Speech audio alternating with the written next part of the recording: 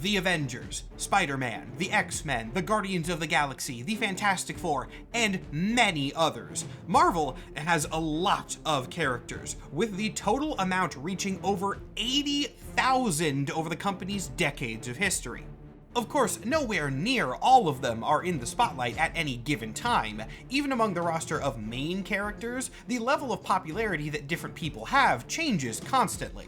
Movies, general fan culture, even one notably good or bad comic can entirely change the hierarchy of who's doing the best in the Marvel universe. This is normal, and whenever something shifts, it will inevitably shift again pretty soon. What you rarely see is a shakeup that sticks. A shakeup so disastrous that Marvel took an entire group of characters with 60 years of history and killed them off entirely. And I don't mean comic book killed, where characters die and then miraculously return a couple of issues later. No, when Marvel got rid of the Inhumans, they stayed gone for years. The tale of the Inhumans is a wild one, beginning all the way back in the 1960s and quickly deteriorating as it reaches the modern day. It is a story full of questionable writing, more questionable business choices, and enough real-world drama that the CEO of Marvel Entertainment had to get his lawyer to issue a public statement responding to the chaos. I know it's a bold claim to make, but I really do think that this debacle earns the title of this video as Marvel's biggest failure. It's also the longest video I've made to date, so needless to say, we have a lot of ground to cover. Without further ado, let's talk about the rise and fall of the Inhumans. The question that I always have to answer first whenever I'm doing one of these 2-hour deep dives is, what order do I present the information in? Do I talk about the history of the characters as it stands in universe and in Marvel canon, or do I present it in real-world time based on when everything was written and published? The history of the Inhumans is so, unique that to properly analyze it, I'm going to have to use both of those methods over the course of this one video. But I think the best starting point is with their first appearances, setting you up to really understand how much the characters have changed. So that's where we'll begin. The year is 1964, and Marvel is doing great. Many of their most popular characters were created around this time, and the Fantastic Four in particular are comic book royalty. As normal as it might seem today, the Fantastic Four was the first comic to introduce the idea of a superhero team also being a regular family, which caught on really fast. Because of its success, it only makes sense that Marvel would give the FF other superfamilies to interact with, and this was the first job of the Inhumans. Though, despite what I literally just said, they would not get introduced as a family immediately. The first appearance of a single Inhuman was in Fantastic Four issue 36, and this is where our story begins. This book sees the formation of a new villain team called the Frightful Four, made up of just 3 people at the start: the Wizard, Sandman, and Paste Pot Pete. The Wizard is the leader, and from the team's name alone, it should be very obvious that this group is intended as his dark mirror to the Fantastic Four. Not in the sense that, like, their powers are parallels or anything like that, but in the sense that the teams are each made up of 3 boys and 1 girl.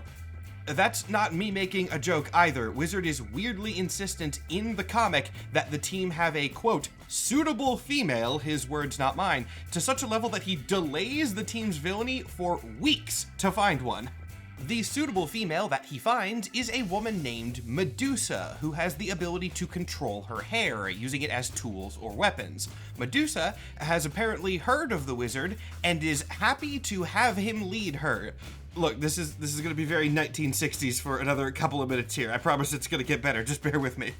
Medusa's backstory is not yet revealed, she's just mysterious, but with her addition, the Frightful Four is complete and become recurring villains. Skipping forward a bit, the next issue that matters for our purposes is issue 44, which starts giving us some details about her origins.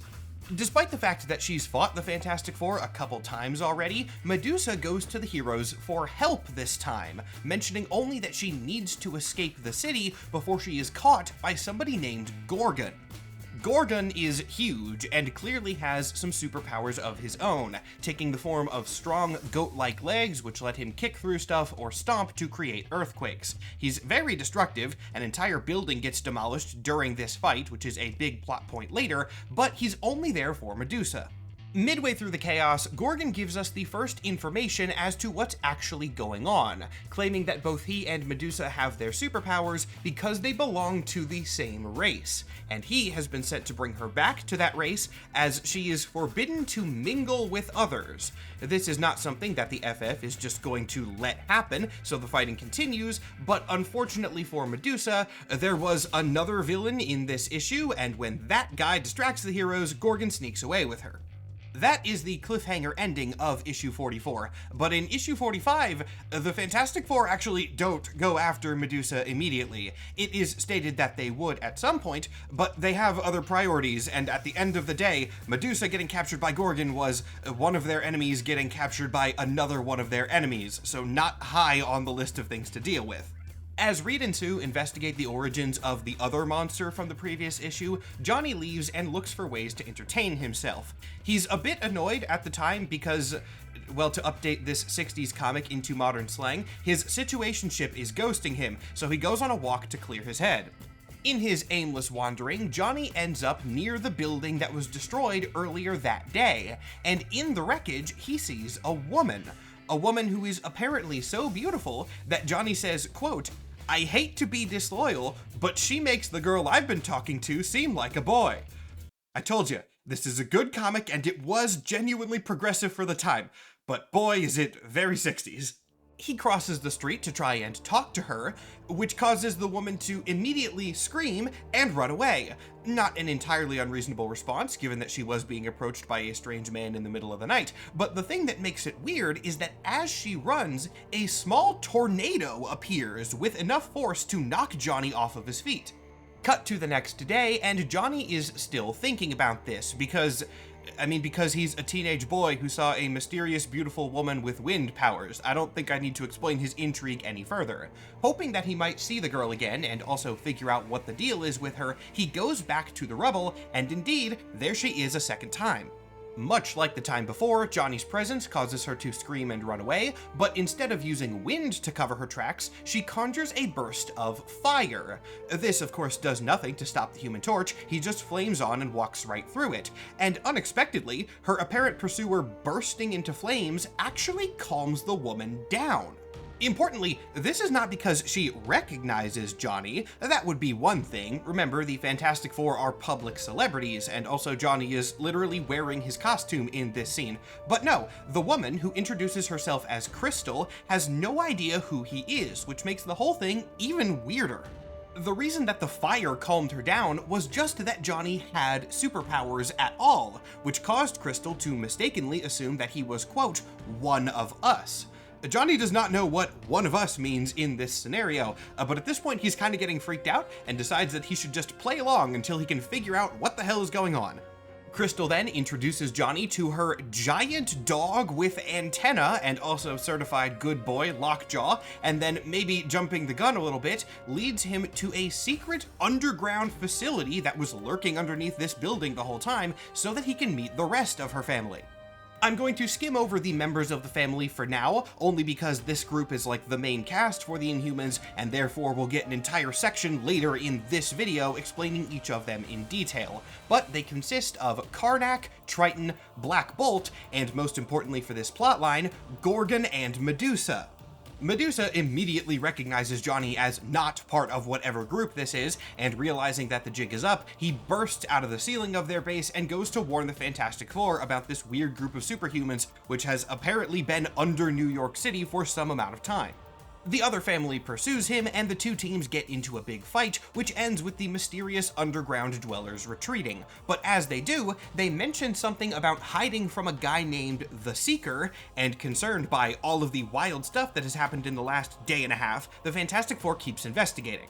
Reed is able to track him down, and this is the dude who will finally give us the lore. The Seeker has no apparent beef with the FF, at least not yet, as in his own words, his mission is to return escaped Inhumans to somewhere called the Great Refuge, to which the four respond, "Ah, Who are the Inhumans? Now, with the information that we already know, which is that at least some of the Inhumans were hiding underground and not allowed to interact with the outside world, and there's apparently a guy whose entire job is hunting them down if they escape, it is really clear that the existence of the Inhumans was a grand secret, not to be shared with the public. The Seeker then immediately tells the Fantastic Four all the details because...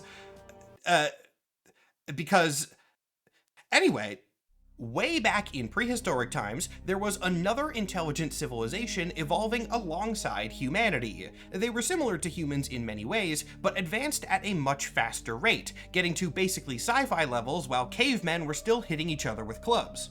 The specialty of this civilization was genetics. They gained near total control over their biology and could manipulate it in any way they wished, giving every member of them superpowers and starting to refer to themselves as the Inhumans. The one thing stopping the Inhumans from global dominance was that they were a relatively small group. There were a lot more humans, and they reproduced way quicker. Plus, humanity had a tendency to fear the Inhumans, seeing them as monsters or demons. So when the two species inevitably clashed, humanity won out based on sheer numbers, and the Inhumans were driven into secret civilizations. Amazingly, despite being in a comic from the 1960s, this origin is still true. A lot more context has been added over the decades, which of course we will be going over shortly, but this page has not been retconned to hell and back, and at a foundational level is a good summary of the Inhuman history. It also makes a lot of things add up about this original story. The small group of Inhumans living under New York City were not supposed to be there, they were fugitives, and the fight with the Fantastic Four had led the Seeker to their location so that he could bring them back to the Great Refuge that had existed since prehistory. As for Medusa's part, she was separated with them because she crashed a flying vehicle in an unrelated fight, leading to her being an amnesiac on a random island for a while. As you can probably guess, that explanation was written in a couple years later. Reed is amazed at the idea of a secret superhuman society that has been right under his nose for his entire life and beyond, and immediately asks where this great refuge is, at which point the Seeker, I guess, decides that he has revealed enough ancient secrets for one day and refuses to tell them. After one more fight, the Inhumans actually do end up going with the Seeker, but the combination of Reed's own interest and the fact that the group is clearly being taken against their will means that the Four's involvement is not yet over. Reed sneaks a tracker onto the Seeker's ship, and the scene immediately cuts to the Great Refuge, where we get another lore drop. It turns out that the reason this particular family of Inhumans was not at the Great Refuge with the others was that they had been exiled by the Inhuman King, a man named Maximus. Upon learning that the family is back, Maximus is outraged. Which, I mean, if that seems like an inconsistency, yeah, earlier in this same issue, the Seeker says he's been ordered to retrieve them by Maximus, and then Maximus is angry when they come back because he had his own plans and didn't actually want them there.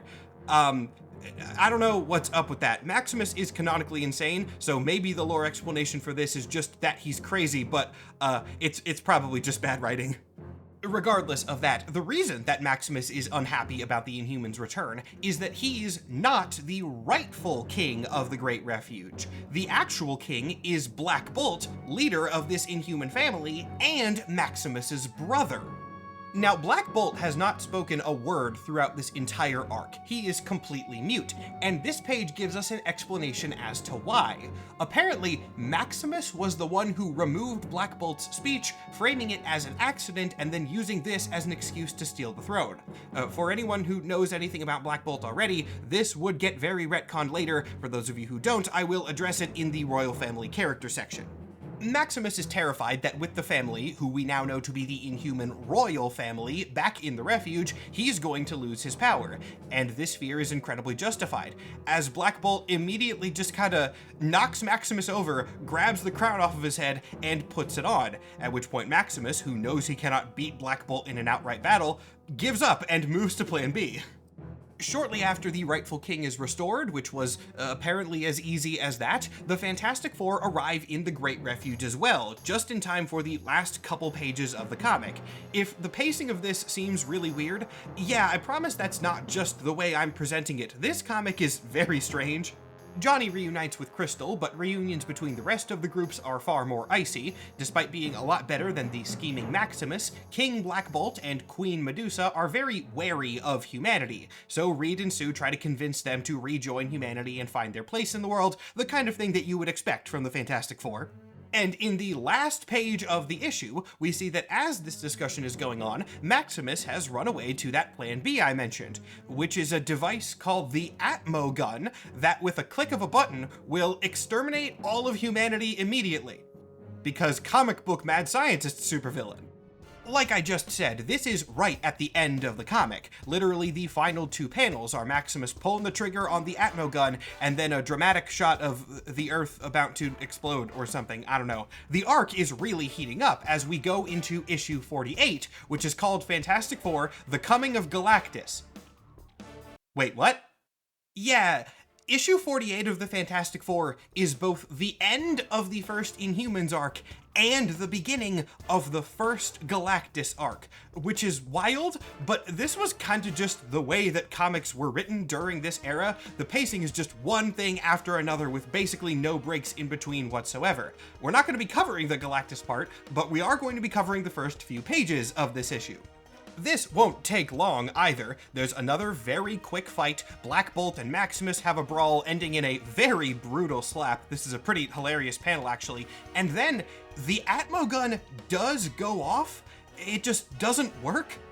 The machine was only going to kill humans exclusively because Maximus had programmed it to. He had designed it so that it would leave Inhumans unharmed.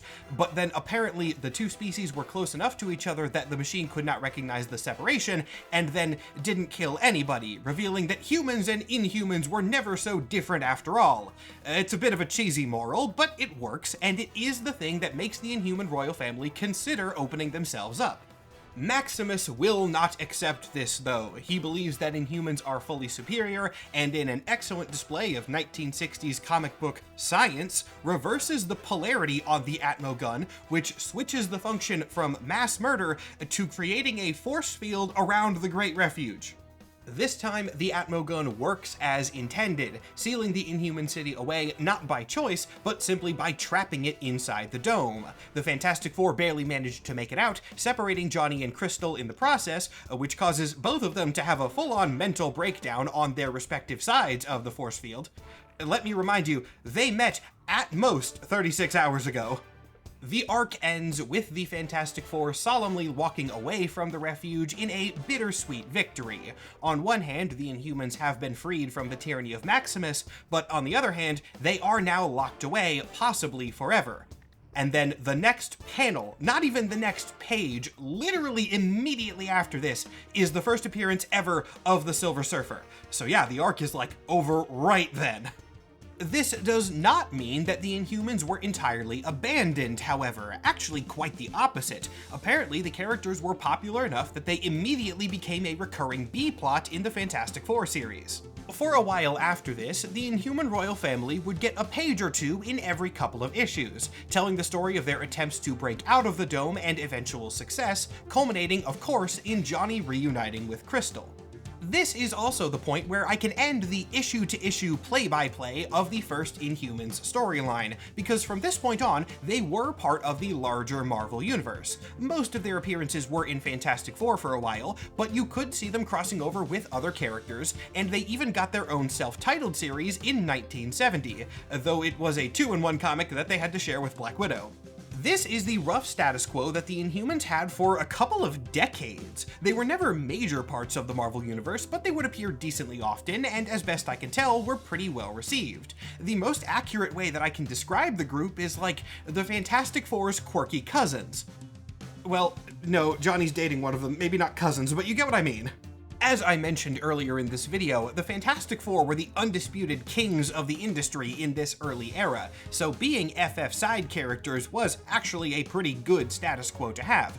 People liked the Inhumans, they had something of a cult following, and so their lore would expand gradually over the coming years. This makes for a great transition to the next part of the video: what is the in-universe history of these characters? Inhumans lore has basically been drip-fed to us over an extremely long time, but there are also quite a lot of drips. The origin that the Seeker told the Fantastic Four right in their first appearance is still true, as I mentioned, but there's been a whole bunch of things tacked onto the front and back of it. If I presented the history of the Inhumans to you as it had been written in real-world time, this video would rapidly start looking like a conspiracy theory board. So for your sanity and mine, I'm going to give you the Inhuman history and the way that their powers work as it stands in current canon chronologically, which means that we're going to begin in space. Most of you have probably heard of the Kree, at least in passing. They are one of Marvel's premier spacefaring empires, and of course they have been in the MCU, though in the comics, their early lore is a lot weirder. The earliest known members of the Kree resemble Earth cavemen, except for the fact that they're, blue, but they did not evolve into their more human-like appearance naturally. Rather, they were experimented on by an alien race known as the Progenitors.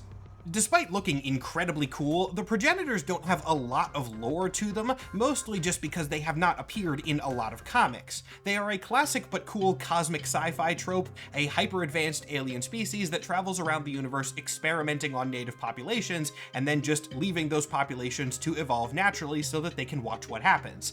This is also the obligatory Al Ewing shoutout that happens in basically every one of my videos at this point. I swear to God, if you take this man's writing out of Marvel canon, the entire universe collapses. The progenitor experiment that accelerated the evolution of the Kree used a mutagenic substance known as Primogen. We're not going to be talking a lot about it now, but it is going to be really important in just a minute or two, so remember the name. Now we're going to fast forward from their creation to a single X-Men comic. We started in Fantastic Four, then went to Cosmic Space Empire stuff, and now we're in X-Men. That conspiracy theory board comment I made a minute ago, yeah, I was not exaggerating. This comic introduces us to a magical item called the Crystal of Ultimate Vision. I have no idea what this thing actually is, its origin is never explained. It's a magic space crystal, comic books, whatever. The crystal can provide those who access its power with infinite wisdom. However, to use its power, you have to pass a magic test. And if you fail this test, the punishment is that your entire species gets evolutionarily stagnated, which is a really weird term that I'm not sure I fully understand, but I'll make my best guess. This is once again obviously just an example of comic book quote-unquote science, but it seems like it just removes the ability for your species to adapt. There can be no more genetic variation or something or other. I don't know, this was in an X-Men comic, and so the point of it seems to be that it will remove the ability for humans to mutate, which obviously in an X-Men comic would be a big deal.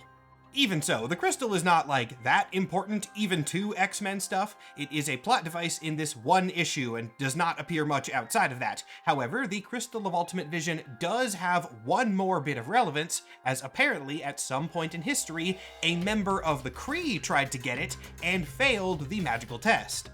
As such, the incredibly specific sci-fi fantasy curse was triggered, and the genetic variation potential of the entire Kree species was slowed to a halt.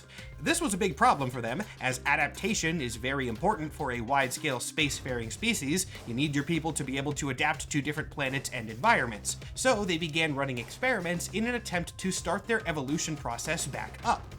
A bunch of these experiments were conducted on primitive alien species across the galaxy, running on a nice head start since the Kree themselves had been evolved artificially. With the information that they had about their own origins, the main goal of their experiments was to reproduce Primogen. One of the species chosen for these tests was early humanity. Not chosen arbitrarily either, the Kree picked humans because they had already been proven as relatively easy to manipulate genetically. The Celestials had done it before, which is the canon origin of the mutant gene in the Marvel Universe, and the Kree were just like, hey, maybe we can do that too. The early experimentation happening on Earth showed quite a bit of promise. The Kree were quickly able to replicate Primogen in some form, though it was species-specific and only worked on humans. Given that it was the Primogen substitute originating on the planet they called Terra, the Kree named this new substance Terrigen, which is going to be an incredibly important word for the remainder of this video. Despite the fact that the human research was going pretty well, it was shut down before it could find any real success, mostly because when the Kree submitted their first findings to their techno-organic supercomputer, the Supreme Intelligence, it made a prediction that this research would inevitably lead to some sort of superhero who would overthrow the Kree Empire, and even though that was vague and nebulous, it was enough for the Kree to stop doing Earth stuff. The species that they experimented on remained though, and this is the extra information tacked on to the beginning of the first origin from Fantastic Four. They were a species that evolved alongside humanity and grew up a lot faster, but this was because they were experimented on by the Kree. The one minor difference between this first description and the current canon timeline is a brief switch up to the order of events. As per the first telling of their history, the Inhumans gained power over their genetics and got superpowers, and then were driven into hiding by a fearful humanity. But as things currently stand, that was reversed. Humans still feared the Inhumans, but not because they were masters of genetics, they just had way better technology thanks to leftover stuff from the Kree. Deciding to separate themselves rather than fight a losing battle against the far superior numbers of the humans, the Inhumans created a secret civilization for themselves, naming it Atalan. This is the same thing as the Great Refuge, for note. The Marvel writers just decided to give it a better sounding name when the lore was expanded. This is the point in the video where a recurring theme is going to rear its head, for better or for worse.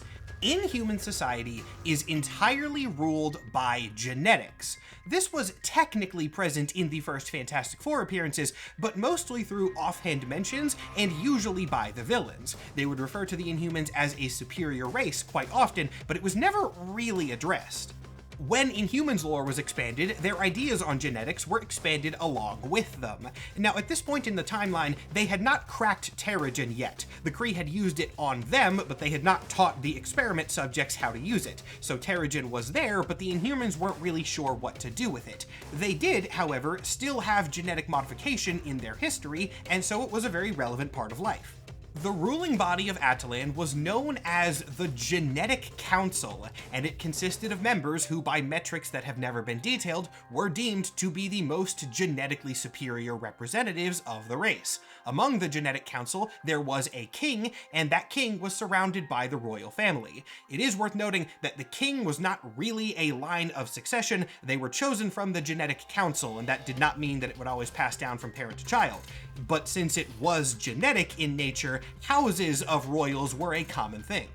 Obviously, the topic of a genetically superior ruling body is kind of an uncomfortable one, but I will say that I don't think it is necessarily bad in this context. After all, the Inhuman civilization only exists in the context of them being experiments into genetic variation. It makes sense that this would become a pillar of their future society. I think that is just good world building.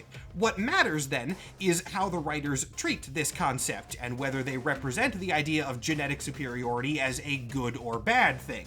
I'll go ahead and give you a little preview of how that's going to go. It's hit or miss, but for this part I am still just going to present the Inhuman history as it stands in canon without going into the implications, so we will address all of that as we get to it. Atalan has a lot of kings over however many tens of thousands of years it existed, but the next one that is really relevant to Inhuman history is a man named Randak. Randak is a geneticist, and despite the somewhat suspect nature of his ruling power, he is usually represented as a good guy. Randak conducts a lot of experiments on Inhuman biology, which does kind of play into the genetic fixation of his civilization, but his interest in this is usually written as genuine scientific curiosity, not anything that is motivated by racism or superiority, so he's fine.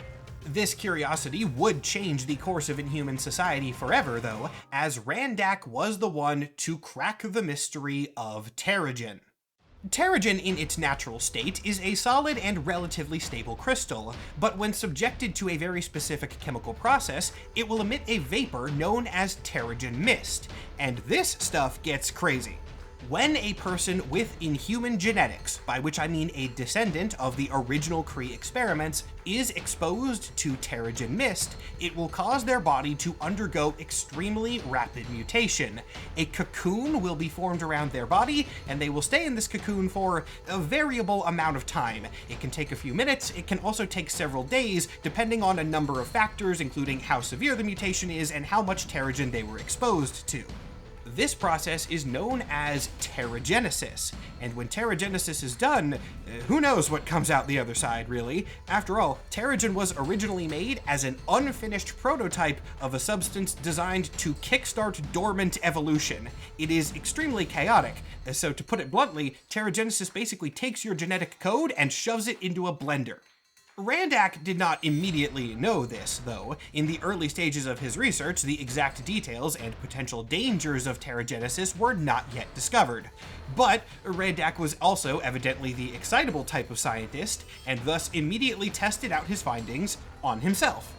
Now, here is something I've never said before, and don't think I will ever get the opportunity to say again. This comic book genius scientist testing out an experimental genetic procedure on himself went really well, actually. I know it feels wrong, but I'm serious. Not only did Randak not get horribly mutilated by the Terrigenesis, he gained cool psychic powers out of the deal and used them responsibly. Randak vowed to use his abilities in the defense of his people and followed through on that. When some Kree came back to Earth to check on their experiments, Randak fought them off to protect Attilan. He didn't even let his new power corrupt him after this. Randak canonically stayed super cool. You might expect that a ruler who discovered a new form of giving superpowers to people would hoard it for himself or the elite, but no, Randak made the Terrigenesis process available to all people regardless of status. I told you, Randak is actually a great leader. He was not perfect, though. King Randak did have one big fault, which is, as I mentioned just a minute ago, being the excitable type of scientist. He probably should have tested Terrigen a little bit more before releasing it on a full public level, as it did cause a couple of problems. There's going to be a whole section dedicated to weird Inhumans later in this video, so I can really hammer the point home, but Terrigenesis can do a lot. It is radical genetic alteration in the context of comic book science, where logic and reason need not apply. Most people who experience it get cool superpowers, or at least aren't changed enough to be terribly affecting. There are exceptions, though.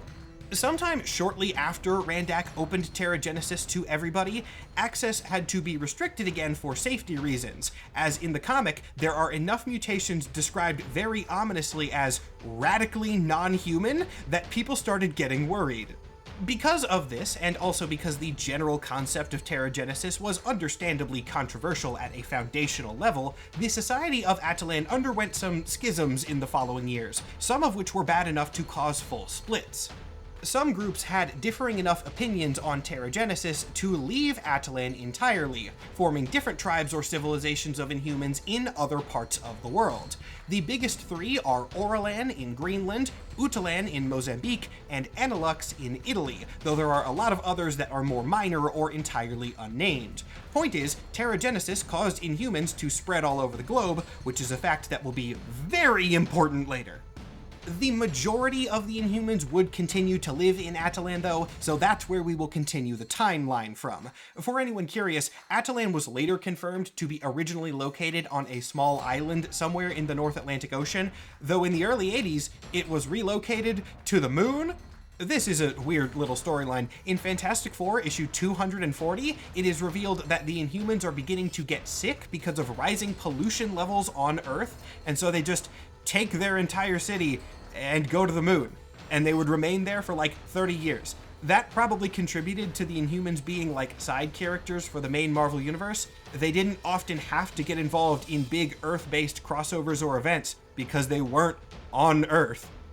That little tangent aside, we were talking about Terrigenesis. After a lot of study, the risks of the process were minimized enough that it could be opened up to the public again. It was not safe for everybody, but through rigorous analysis of the exact genetic factors that went into each type of transformation, the Inhumans were able to predict roughly what would come out the other side. They never got it exact. What Terrigenesis would do to somebody was always a gamble, but they would be able to predict if the process would be more like a body horror movie than a superhero comic, and in that case, you just wouldn't do it. It's also important to note at this stage that Terrigenesis was optional, though it was heavily encouraged in Inhuman society. Terrigenesis became something of a coming-of-age ceremony for the Inhumans. Inhuman kids are basically indistinguishable from human kids, but once they reach maturity, they enter a specialized chamber, are exposed to Terrigen mists, and come out the other side transformed. They then take a new name fitting their altered appearance, and are welcomed into full Inhuman society, which is really cool world building. The general concept of an advanced alien species coming down to a planet and artificially evolving a native species is a pretty common sci-fi trope, but you don't often see those species continue to be aware of where exactly they came from. That is pretty much the case with the Inhumans. They know that they were genetic experiments, and therefore, as their civilization has grown, those elements have persisted, leading to things like the Terrigenesis process. This specific type of world building is also really important in the context of the Marvel universe. I'm sure a lot of you have already noticed a lot of parallels between the Inhumans and the X-Men, but those parallels are intentional to a degree. Mutation, in the X-Men sense of the word, is a very random, chaotic thing. It can strike at any time, and it can strike anyone in any human civilization, often twisting their appearance and then making them discriminated against. The Inhumans kind of read like a what-if scenario for the X-Men. What if the mutation had just as chaotic of an outcome, but the triggering scenario was predictable? Terrigenesis does not happen at random. You have to be exposed to a very specific substance in a very specific way. This means that their society built up around that concept of mutation in a way that the X-Men mutants never got to. For now, though, that is all I really need to say about the early history of the Inhumans. You now have a good idea of where they came from and how their society and powers work. This means I get to skip forward quite a bit in the timeline to a part of the video that I promised way earlier. Zooming way forward into the future, long past the reign of Randak, we reach another relevant Inhuman leader, King Agon. Now, King Agon himself is not particularly important, but remember how I said the rulers of the Genetic Council often belong to royal houses? King Agon led the House of Agon, and his descendants would become the Inhuman royal family that we most often see. Now, finally, I'm going to individually address all the members of the Inhumans that we saw in their first Fantastic Four appearances. This is the modern-day House of Agon, frequently referred to as just the Royal Family, or as I'm going to call them, simply the Royals. There are typically 7 core members of the Inhuman Royals, all of whom were also present in the group's first appearances. The roster has remained shockingly stable over the decades, which makes my job very easy. We will begin with the one who is most often the leader of the group, and conveniently the most known among the general public. I am talking, of course, about Black Bolt. Even though most Inhumans have never really been A-list characters, Black Bolt does get brought up in pop culture discussions quite a bit more than the rest of them. And while he is an interesting enough character, there's no sense denying it, the reason Black Bolt is the most popular is because of his powers.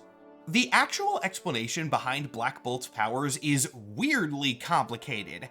At the most fundamental technical level, his ability is psychically controlling subatomic particles, sometimes described as electrons, sometimes gravitons, sometimes a secret third thing that they just refer to as an unknown particle.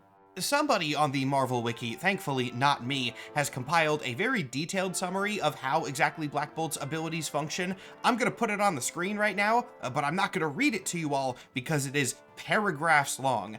Luckily, Black Bolt's power is in practice simple enough that I can summarize it in 2 words. Sonic Blast. Black Bolt's voice is one of the most destructive forces on the planet.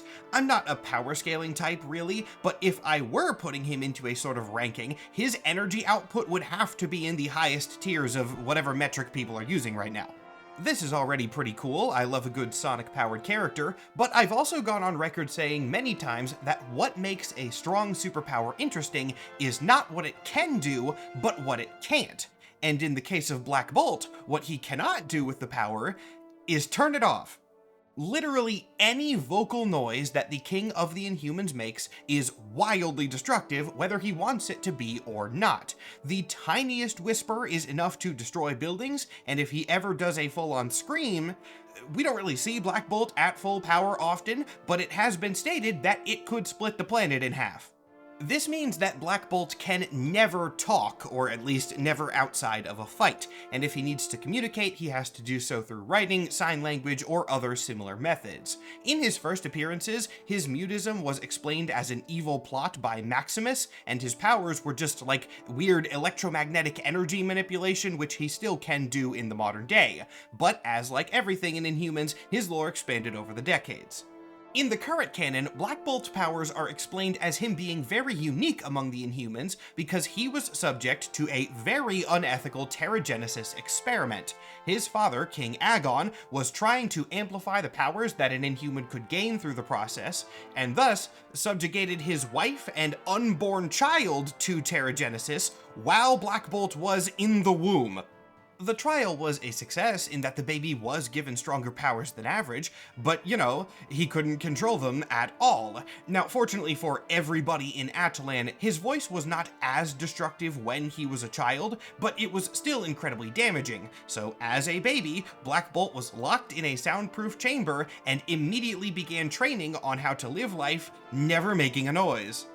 After 19 years of conditioning, Black Bolt was deemed stable enough to re-enter society, which he did not get to enjoy for very long, as almost immediately after he gained his freedom, his younger brother Maximus, who we will be talking about in a couple minutes, almost got everybody in Atalan killed. This was due to the Kree, who had still been monitoring the Inhumans this entire time. Maximus tried to betray his people to gain favor with the aliens that created them, but before his plan could be put into motion, Black Bolt noticed it and used his voice to destroy the invading Kree ship, saving his race. But unfortunately, the wreckage of that ship crashed onto the palace, killing a bunch of Inhuman leaders, including the King and Queen. This tragedy meant that Black Bolt had barely any time to experience normal life before the mantle of king was passed down to him, and he had to bear the responsibilities of leadership. Okay, well, technically Marvel would kind of jam another chapter in the middle of this, where after King Agon died, Black Bolt's cousin was appointed as Viceroy, but he was super evil, so Black Bolt ends up overthrowing him. It ends up in the same place. Black Bolt is king. Understandably, due to his tragic backstory, Black Bolt is usually represented as a very stoic figure, and typically a responsible leader, though he does also do some very dumb stuff on occasion, which we will be talking about in great detail later in this video. Oh, there also is one really important fact that I definitely need to mention about Black Bolt before we move on. Black Bolt is not actually his real name. That is just a nickname, and his actual name is Blackagar Boltagon. I don't even have a follow-up, just, yeah, okay. Continuing from Mr. Boltagon, we get to his wife, who we've already talked about a little bit, Medusa. Full name, Medusalith Amaquelin Boltagon, because I guess all the Inhuman royals are just gonna have a very certain aesthetic to their names. Medusa's Inhuman ability is, as I mentioned way earlier, control over her hair, which naturally is also far stronger and more durable than human hair by orders of magnitude. She doesn't really have a tragic early backstory like that of her husband. In fact, her history is kind of cute. She first met Black Bolt when he was in his soundproofing chamber, but they fell in love through that and created their own form of sign language. They're also second cousins, apparently, which I genuinely did not know until I was fact-checking information in this video and just kind of saw them listed as that. So that makes it a little less cute. Medusa is typically married to Black Bolt. I do have to put typically in there because the nature of decades-old comic book characters means that all of their relationships are going to be off again, on again, but usually she is Queen of the Inhumans and has the responsibility of taking over for Black Bolt whenever he does something stupid, which happens a decent amount. Medusa probably also has the second best relationship with other superheroes among the royal family. She is very close with the Fantastic Four and has been a member of the team on several occasions, and in most cases, she is more in favor of humans and Inhumans working together as opposed to them splitting up and being isolated. Speaking of humans and Inhumans being very close with one another, we now go from Medusa to her sister, Crystal. Yes, these two are siblings. Continuing the pattern of very long real names, Crystalia Amaquelin is usually referred to as the Inhuman Princess, but this is not because she is the child of the royals, she's just sisters with the queen. Crystal's ability is control over the 4 classical elements, those being earth, fire, water, and air. If you've seen Avatar: The Last Airbender, yeah, it's essentially the same as that. Since the Inhumans are science characters more than magic characters, technically her powers are described as like a psionic interaction with materials on an atomic level, but that doesn't really make any sense. She can manipulate elements, don't overthink it. Now, I gotta be honest here, I didn't know too much about Crystal before doing research for this video. She's been in a lot of comics, over 500 of them, but despite that, I couldn't really have told you too much about her individually, and when I began looking into it, all I could really find was, to put it bluntly, her being shuffled around as a love interest character to different parts of the Marvel Universe. This felt bad. I didn't want that to be her profile in the video, so I decided to double fact check, and I messaged one of my friends who is a big classic Inhumans fan. My question was pretty simple. Quote, am I missing something, or is a lot of Crystal's history just her kind of getting passed around to different love interests? And the response from my friend was, oh, it absolutely is. She is messy. So I guess I wasn't missing anything. Now that my worries have been confirmed by a secondary source, I can just tell you that, yeah, the reason Crystal has appeared in so many books is that she just sort of appears in the comics of whoever she happens to be dating at the time. Obviously, Crystal was introduced first as a love interest character for Johnny Storm, so she was in the Fantastic Four for a while because of that, even joining the team for a period. She would eventually break up with Johnny and leave the Fantastic Four, but then she went on to join the Avengers because she was dating Quicksilver, whom she later married and had a kid with, which we will be addressing later in the video. She would then go on to break up with Quicksilver and then marry Ronan the Accuser? Yes, like that Ronan. This would be in a much later series, but it's part of diplomatic relations between the Inhumans and the Kree, and the comic does the whole political marriage that later turns real thing, so Ronan and Crystal actually do fall in love, but then they also end up breaking up. And if that wasn't enough, there's even a very brief comic that confirms, though through a retcon, that Crystal and Sentry had a fling in Crystal's earlier days when she was mad at Johnny Storm and used Sentry as a rebound. This is all a quick summary too. Crystal has had multiple affairs over her history, not even always with superheroes. One time she had a brief thing with Black Knight, but she also cheated on Quicksilver with a random real estate agent who did not have any superpowers. He was just a guy. So, you see what I mean about her just kind of getting narratively shuffled around? Crystal has been part of the Fantastic Four sphere and the Avengers sphere and the space and cosmic sphere, all via her different romantic relationships. It's like the defining feature of her character. This is not to say that I dislike Crystal or that I think she's a bad character. She just is often written in a way that doesn't really do her any favors. As a person, Crystal is fun and is genuinely very kind and loving. She is just also a naive princess type who makes a lot of impulsive decisions. Now, the 3 members of the royals that we have discussed so far have been very closely related to each other. We have the king, the queen, and the queen's sister. The remaining few are a little bit farther out, and the next one is Gorgon, who is Black Bolt's cousin, and also one that we've talked about already. Gorgon is his real name. It is not short for something insanely long in this case, but we do also know his last name. He is Gorgon Petragon, which, that sounds pretty cool actually. That sounds like a D&D character name and I vibe with it. Gorgon's abilities are very obvious from appearance alone. He has super strength, but it is concentrated especially in his legs. This is a cool, unique twist on a very common power, but beyond this, he doesn't do too much. As the royal family goes, Gorgon is one that appears less. 2 of his brief storylines do give us some interesting insight into the Terrigenesis process, though. First off, Gorgon is one of the few Inhumans that we've seen undergo secondary Terrigenesis, which is basically just what happens when you get put through the process another time. It's apparently a very dangerous procedure, and even more unstable than regular teragenesis. Gorgon only underwent it because he was forced to as part of a shield experiment, and it turned him into a more monstrous state, though he was cured later. His other storyline is in a similar vein when it comes to the possible downsides of teragenesis, and despite being a short arc, this one is actually pretty sad. Gorgon has a child named Petrus, and Petrus went through teragenesis kind of against his will. Remember when I was talking about Inhuman culture, I said that teragenesis was not a mandatory thing, but it was heavily encouraged at a societal level.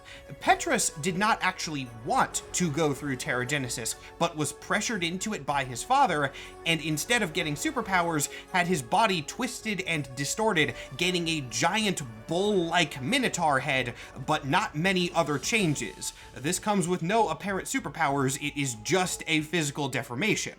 In Gorgon's defense, though, this was not purely for societal reasons. It was in the midst of the city's evacuation as it was being approached by Thanos. Fearing for his young son's life and wanting him to gain powers that he could use to protect himself, Gorgon forced his kid into the process early without considering the possible outcomes, and Petrus's deformation was a consequence of that. I said earlier that when it comes to the Inhumans being a genetically focused society, the way that writers treat it is very hit or miss. I think this is one of the better examples. Not because this was a good thing, obviously, this is a very sad story, but it is an interesting one and shows a much darker angle of how the teragenesis process has affected Inhuman culture. I wish this arc was longer, because boy, is it fascinating from an ethical perspective. We have gotten similar storylines in the past, though, which is a great transition into the next member of the Royals. This is Triton, another cousin of Black Bolt, and his teragenesis ability has pros and cons to it. Much like Gorgon, Triton's powers are immediately apparent at first glance. He is aquatic. Not amphibious, Triton is an aquatic being. Post-transformation, Triton is an incredible underwater combatant. He's fast, he's strong, he can sense movements at a great distance, and he cannot breathe air in any capacity. Triton will die in about 5 minutes if he does not have access to a water supply. Fortunately for Triton, he did have a good support system growing up. His mother was a biologist, and after her son's teragenesis, she switched her specialty to ocean life so that she could understand how to better care for him, which is an incredibly sweet minor detail, actually. Thanks to advanced Inhuman technology, he is able to exist on land, but to do so, he needs to be constantly wearing a suit or hooked up to some sort of apparatus, which will keep him hydrated. This puts some limits on how well he can exist in Inhuman society, being the only aquatic one there. This is already pretty interesting. Of course, we had to have a major Inhuman character whose transformation isolated them from everybody else, but where things get really fascinating is the dynamic that this causes with his brother, also the next member of the royal family, Karnak. Karnak is Triton's younger brother, which is very important information because by the time he was born, Triton had already undergone teragenesis, and the family was understandably wary of what that could mean for their other child. Thus, Karnak was raised without ever going through the transformation process. This is, once again, a fascinating world-building detail for Inhuman culture. Even though teragenesis is vital to Inhuman society, the unpredictable nature of it means that there is an aura of fear around the whole thing.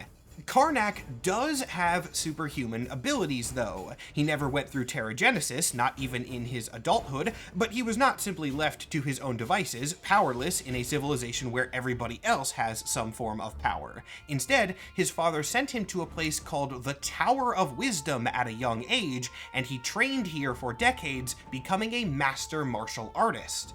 His capability does not stop there, though. Karnak is not a regular martial arts master, he is a comic book martial arts master, which means that he does have a signature skill that is basically a superpower for all intents and purposes, even if it isn't a genetic one. Karnak can detect weaknesses in things, allowing him to know exactly where to strike for maximum effectiveness. It is a simple ability, but a devastatingly destructive one. Karnak can split a block of diamond simply with a well-placed blow, earning him the nickname, and also kind of superhero codename, Karnak the Shatterer.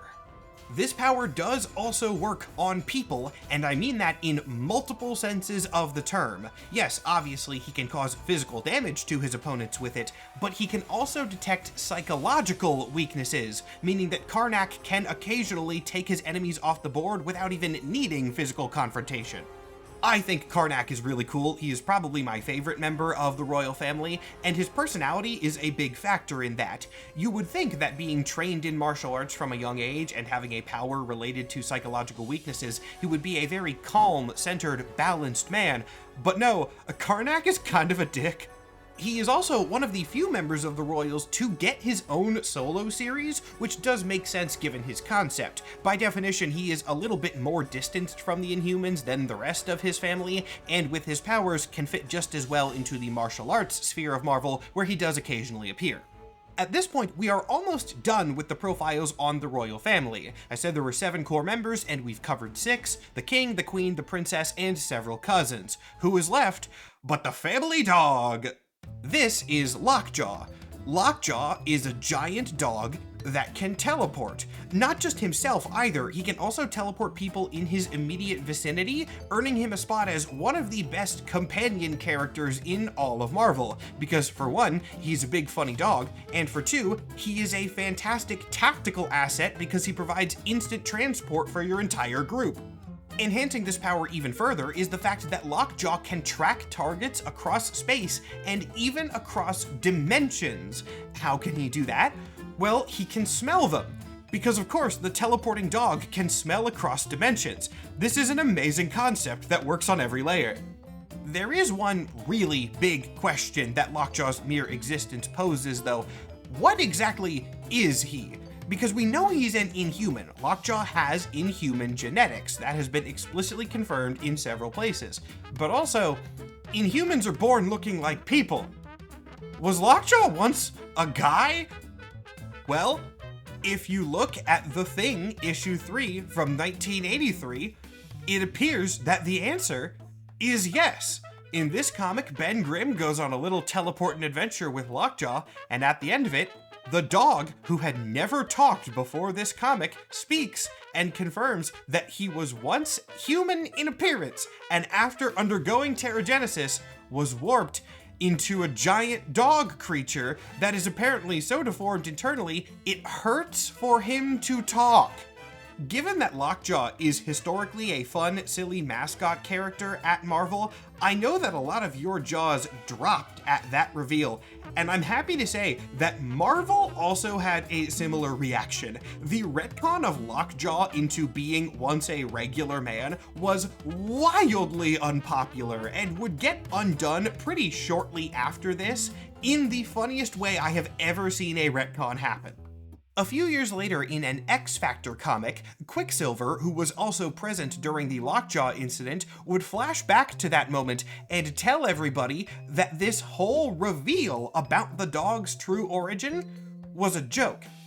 And that's not me paraphrasing here, it was literally a joke that Karnak and Gorgon were playing on Ben Grimm. They used the little antenna on Lockjaw's head as a signal transmitter and had Gorgon do like a scary voice into a mic and tell Ben all of these horrible things about the dog's history, and none of it was true. There's even a shot of Gorgon talking into the mic and Karnak laughing in the background. They were just screwing around with them. We know for a fact that this was not the original intent when the Thing comic was written, and we know this because the writer of X-Factor, Peter David, has explicitly confirmed it in an interview. Apparently, the Lockjaw retcon was wildly controversial at Marvel. Some people liked it, some people didn't, and by making it a prank, he could kind of appease both groups.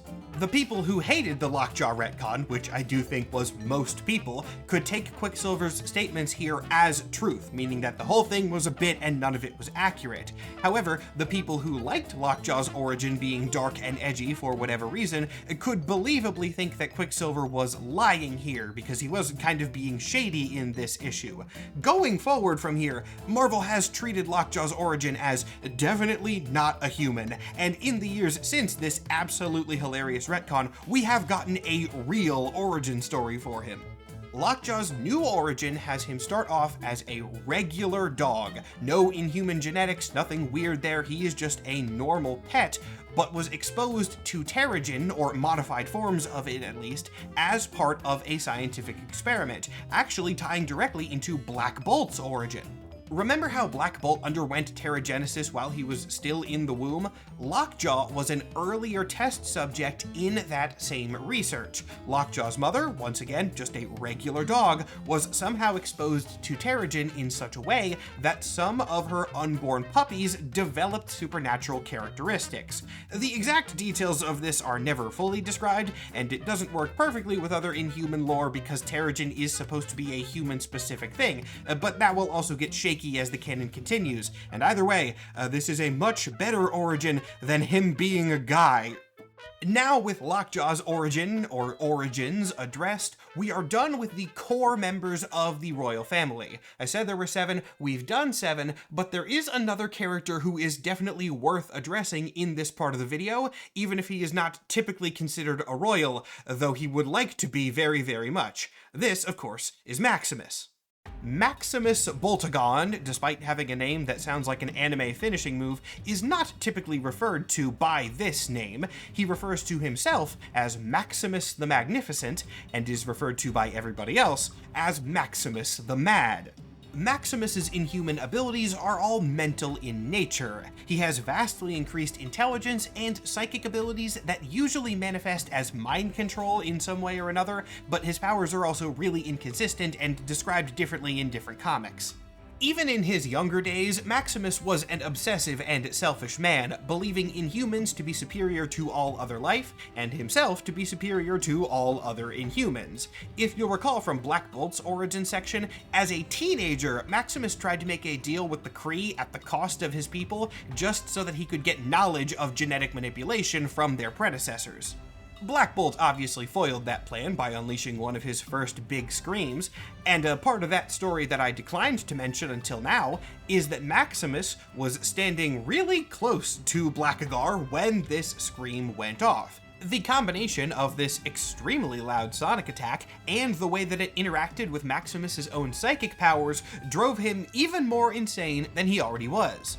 To be very clear about what I mean by that, I don't mean that Maximus is insane because he's an evil supervillain who constantly tries to take over the planet. He is clinically insane. Maximus frequently does delusional stuff that seems nonsensical to everybody around him because it is nonsensical, but due to his own genius intellect, which is undeniable even through his insanity, Maximus always believes that he's in the right. My favorite example of this by far is in an Inhumans and Guardians of the Galaxy crossover, during which Maximus has multiple extended conversations with Groot, and when Rocket asks how the hell he is doing that, Maximus's exact response is, quote, "The mature dendritic form of King Groot's people is robust and heavyweight. Often, the organs of acoustic generation become stiff and inflexible. It may sound as if he's simply repeating his name, but that is simply due to the hardened formation of his larynx. You must listen to the sigh of the breeze beneath it, the nuance of meaning." Is any of this accurate information? We have absolutely no idea. On the one hand, Maximus is incredibly intelligent and might have pieced together the latent language patterns behind "I am Groot," but on the other hand, he may just be crazy and making things up. Which is true has never been confirmed. As hilarious as that is, there isn't really that much more that I feel a need to say about Maximus, at least not in these quick summaries that I've been doing for the Royals. He is exactly what you think he is at the end of the day. He is the evil mad scientist brother of the Inhuman King, and he is a villain most often, in fact almost exclusively, in Inhumans comics. He doesn't do a lot with the Marvel Universe at large, he is just a nefarious figure scheming against the king. Now that I've covered Maximus, I have hit all of the Inhumans character profiles that I wanted to go over in this part of the video. We are shortly going to get back to their history and really start entering the controversial stuff, but before we get to that, there is one other very controversial fact about the Inhumans and their culture and society that I definitely needed to put in the video, but wasn't really sure where to put it. So I'm just going to stick it in here because that should work fine. Let's talk about the Alpha Primitives. I teased earlier that the way Marvel writers have historically handled the Inhumans and genetic superiority has been hit or miss, and the Alpha Primitives are a very definitive miss. We've seen a couple good applications of these concepts already. Hopefully the character profiles have addressed that. The Inhumans and their genetics and how all that plays into their society can be handled in a really good way when the implications are addressed properly. When writers take the time and effort to dig into the ethics of Terrigenesis, that can be used as a narrative vehicle to tell some really interesting stories and make some great points about a controversial topic. Anyway, the Alpha Primitives are a race of genetically engineered subhumans that the Inhumans use as slave labor. They are large, caveman-like humanoids that are artificially grown and then made to do all of the manual work that the rest of the Inhumans don't want to.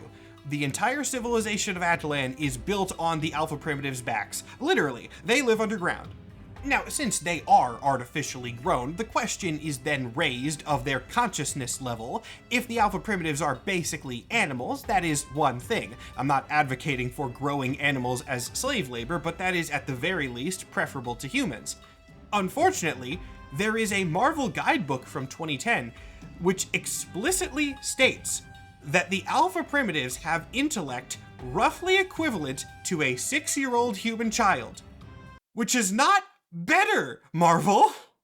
Of course, a running thing that you've already seen with the Inhumans and will continue to see is that they do a lot of bad stuff, but that's not necessarily bad from a writing perspective. You can have characters do bad things in fictional media because then you can use that to give a moral and a lesson and an interesting story. If the Alpha Primitives are used for this kind of thing, then that is fine.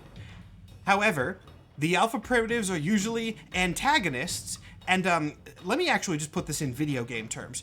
If Maximus is the boss-type villain for the Inhumans, then the Alpha Primitives are like his hordes of mindless minions that the heroes just kind of beat up as cannon fodder.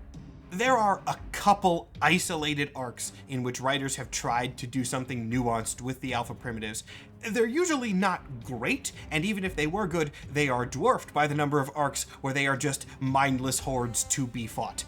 Given this, in a slightly awkward but pretty understandable move, Marvel has not really tried to retcon or actively fix the Alpha Primitives. Instead, they just kind of don't address them. The vast majority of comics with the Inhumans never mention the Alpha Primitives, and I kind of take it as a red flag when a writer does choose to bring them up.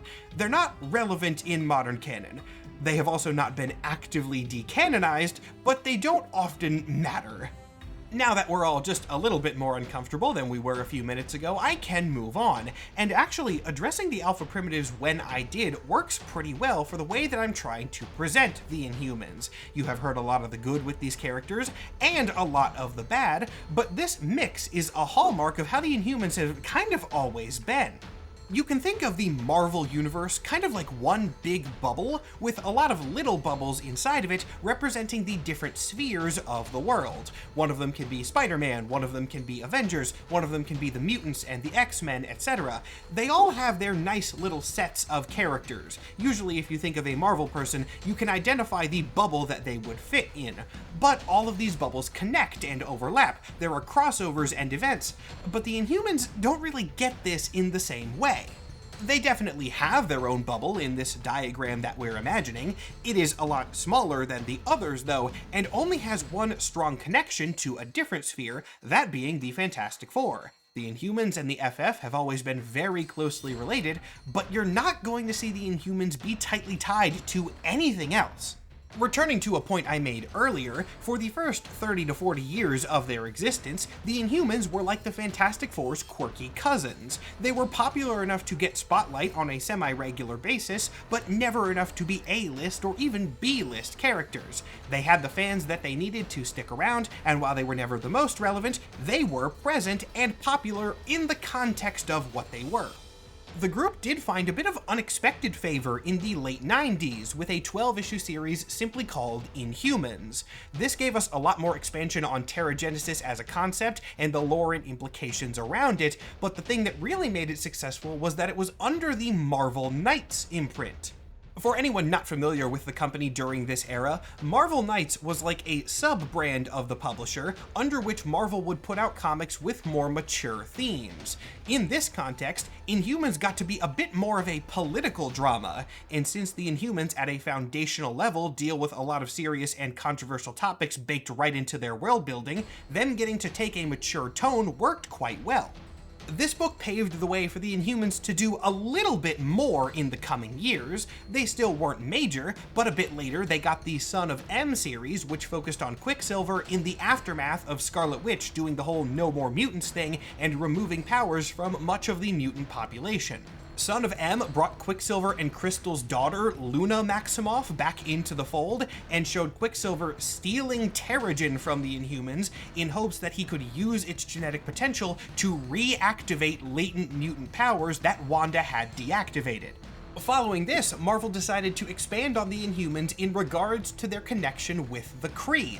Attilan moved from the moon into being something of a mobile colony ship, and the Inhumans started interacting with the spacefaring Kree Empire directly, at one point merging with and then taking it over briefly so that the royal family had control over the Kree Empire as well.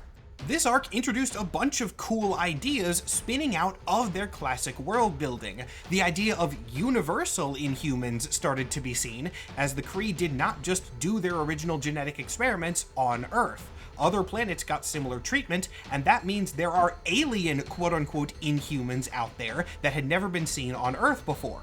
Now, I am skimming over this decade relatively quickly for reasons that will become apparent soon, but I did need to briefly mention the late 90s to early 2000s Inhumans because it was a pretty good time. The Inhumans were not major parts of the Marvel Universe, but they were connected a little bit more than they had been, and in interesting ways.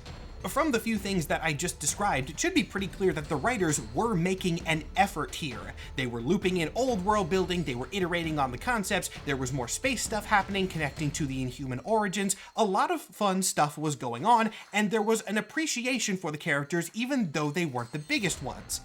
And then, that would all change. For the next piece of this, we need to take a few steps back out of the Marvel Universe and into the actual history of Marvel as a company, which, yes, does mean we have reached the part of this video about real-world drama. The early 2010s were a surprisingly bitter time for Marvel, at the corporate level at least. Now, this might be surprising at first. This was also during the meteoric rise of the MCU, so you would think that this would be bringing in enough money to satisfy the business types. But no, you stupid fool, millions of dollars isn't enough when you could be making more millions of dollars. Even as the Avengers were becoming one of the most successful media franchises of literally all time, there were other parts of the Marvel Universe that could not be used in the same way. Years prior, before anyone had any idea what the MCU would achieve, the company had sold the movie rights to several of its most popular characters, and those agreements were still in place. A couple of these characters persisted fine. Spider-Man, for example, never took any major hits from this situation because, to put it bluntly, turning off the money printer that is Peter Parker would cause Marvel's entire business model to collapse. But the Fantastic Four and the X-Men were not so lucky. They never disappeared from the comics entirely. There was enough integrity among the creatives of Marvel to keep that from happening, but the early 2010s were definitely a time when they mattered less. Usually they would have their own solo series, but then when they mattered to other things, it would be one or two characters going and hanging out with other teams. The man almost single-handedly responsible for this bitterness was a guy named Ike Perlmutter. Ike joined Marvel in 1993 and bounced around to a couple high-ranking executive positions before eventually landing as the CEO of Marvel Comics in January 2005. Perlmutter was, by all accounts, an unpleasant man, to say the least. His employees didn't like him, and maybe more surprisingly, even fellow executives hated the guy. Perlmutter has clashed famously with both Kevin Feige and even Bob Iger, CEO of Disney, who has owned Marvel since 2009. The reason for the almost universal dislike of Ike is pretty straightforward. Imagine for a moment a kid's cartoon in which the primary bad guy is a mean, greedy, evil CEO. Congratulations, that villain you've just imagined is a pretty good approximation of Ike Perlmutter. However bad you think he is, he's probably cartoonishly worse. There are reports that Ike Perlmutter told employees of Marvel at their major New York City headquarters that they should bring their own toilet paper to the office so that the company could save on costs. He limited the entire office to 1 pot of coffee per day for everybody. He would go through garbage cans to fish out used Post-it notes. He had a personal bodyguard that was apparently so scary, people referred to the man as Perlmutter's enforcer, which in and of itself is not technically a bad thing, I guess, but it really contributes to the cartoon supervillain angle.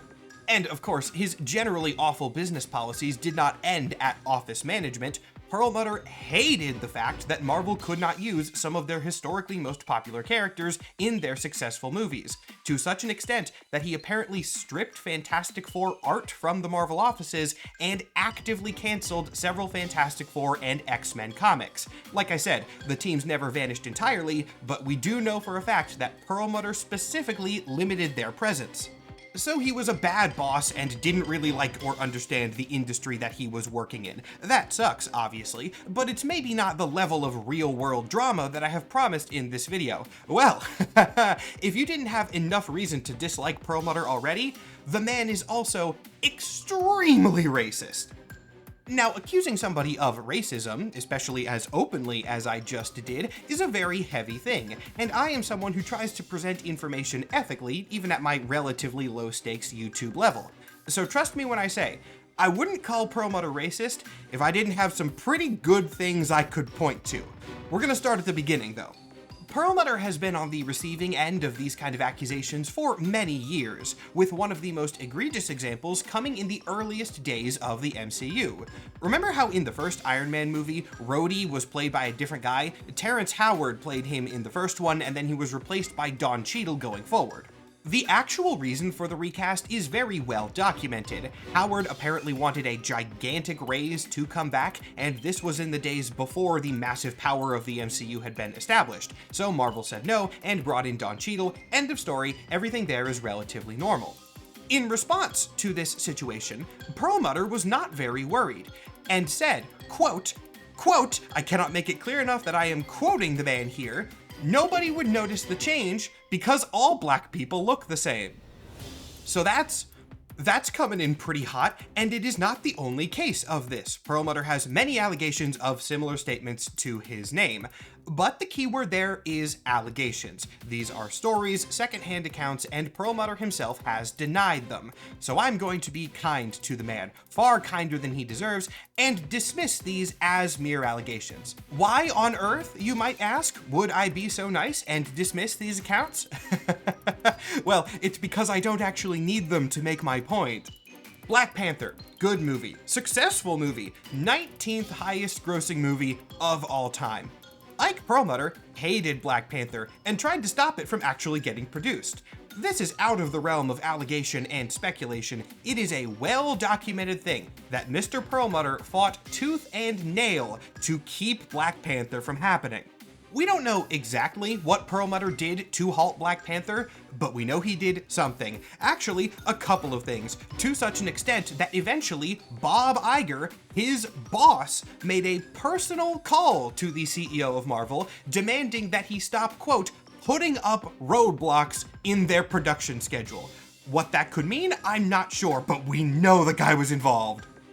Now, Black Panther was not the only film that Perlmutter was putting roadblocks in front of. He also fought against both Captain Marvel and Black Widow, Marvel Studios' earliest movies with female leads.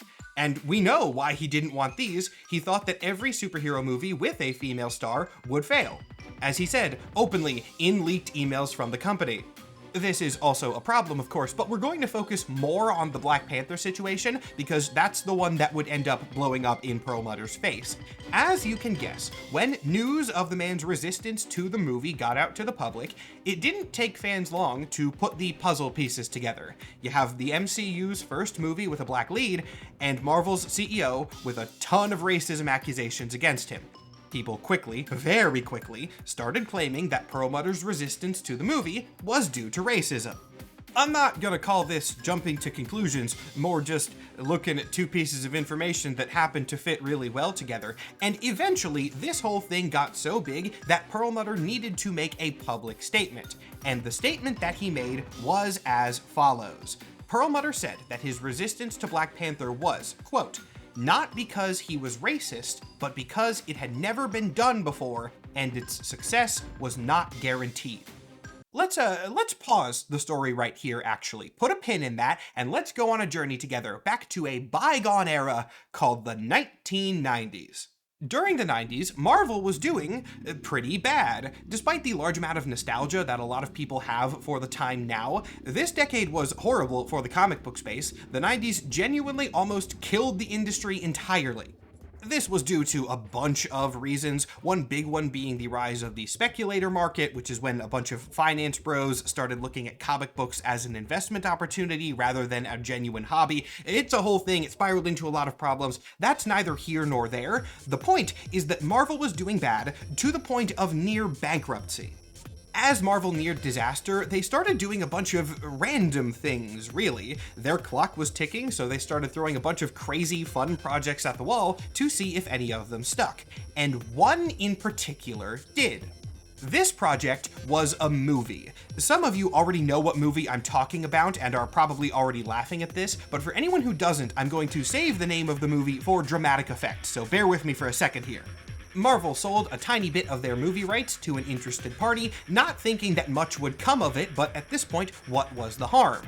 And it turned out that there was no harm at all. In fact, quite the opposite, as the movie would go on to be a massively unprecedented success. The movie was great. It was fun, it was interesting, it was unique, it was creative, to such levels that it has remained a relevant part of pop culture to this day. Now, this one movie on its own did not save Marvel from financial ruin. Their deal with the rights did not see them getting a lot of the profits from it, but it benefited them in other very important ways. What this movie actually did was restore Hollywood's faith in Marvel Comics properties. Studio executives saw what had happened with this one, their eyes turned into cartoon dollar signs, and they immediately started trying to get a piece of that money for themselves. From this, Marvel got the chance to sell other parts of their movie rights, like the X-Men and Spider-Man, and these would be the deals that did save the company monetarily. So, what movie am I talking about? What singular project was successful enough to raise Marvel's reputation and pull them at the last possible second from the jaws of bankruptcy? Well, the film in question was Blade. Blade is the movie commonly credited with kickstarting Marvel's rise to newfound success. So Ike Perlmutter's a liar, huh? Perlmutter's response to his racism accusations being that he didn't like Black Panther because it had never been done before is indefensibly bad. For a moment, let's do a thought experiment and give him the absolute most benefit of the doubt we possibly can and say that there are no racial motivations behind this and he was being entirely honest. What would that look like? Maybe Perlmutter's resistance to Black Panther was from a genuine business perspective. After all, Black Panther was very different than a lot of other superhero movies. It had a distinct tone and a distinct visual aesthetic, and its main character had never been adapted from page to screen in this way before. Black Panther could be considered a risk due to those factors. You know, like Blade? You can't even make the argument that Perlmutter somehow didn't know what was going on with Blade in the late 90s, because the dude joined Marvel in 1993. He was there when all of this was going down. So trying to claim that Black Panther was a risk because it was something new and innovative, come on, dude, that is nothing. I know I'm really hammering this point home, but I like doing that because I like pointing out how ridiculous it is. You don't even have to go back as far as Blade to showcase how awful of a response this is, because Marvel Studios already had a reputation of doing things that had never been done before to great success. Guardians of the Galaxy especially proved that audiences liked it when Marvel got weird. And just to throw one more flaming bag of poop onto this dumpster fire, this was an official statement not even given by Perlmutter himself, but communicated from Perlmutter to the public by the man's attorney. This was stated by Perlmutter's lawyer. It wasn't like he said anything offhand in an interview. This was a coordinated, pre-written response. And that's what he decided to go with. So yeah, he's racist. I'll say it. So, why did I tell you all that? I mean, it's an interesting story to be sure, but this video is supposed to be about the Inhumans. Let me call back to something I said before the Perlmutter being horrible tangent, which is that in the early 2010s, Marvel at the corporate level was very bitter at some of their characters, the X-Men included. Perlmutter in particular hated the X-Men as much as some of their villains do. If he had his way, he would have scrubbed mutants from the pages of everything that Marvel was releasing. But he didn't have his way, and that meant he had to be tactical about it. Perlmutter could not just get rid of the X-Men, that would not have been received well. But what he could do was replace them. He could get those stupid comic book readers to like the new characters that he wanted. They'd forget all about the X-Men when they saw Marvel's newest rising stars, the Inhumans. Now, far be it from me to assume why Ike Perlmutter loved the Inhumans so much. For all I know, he could have been one of their few but dedicated fans, reading all the Inhumans comics for decades and enjoying himself all the way. I will mention, though, that Ike Perlmutter historically has shown no care or interest in Marvel as a storytelling platform or any of their characters or world building within. He only cares about them for the money, like the greedy, soulless, withered husk of a man that he is. I will also bring up a point that I am certainly not making any claims about myself on a personal level, but mention purely as a topic that is often brought up by fans when this discussion arises. Perlmutter tried to replace the X-Men, classically used as stories of diversity and minority discrimination, with the Inhumans, who have always had eugenics baked into their core concept. Something to think about. Again, I'm not making any claims, but other people have, which you can mull over in your own time. Getting back on the direct topic, what did this replacement effort actually look like? Now we get to start talking about the comics and storylines themselves again. The big push began in 2013. In an Avengers comic this year, Attilan returned from space and was positioned as a kind of floating island above New York City, presumably just as a way to get the Inhumans back on Earth and nearby other characters.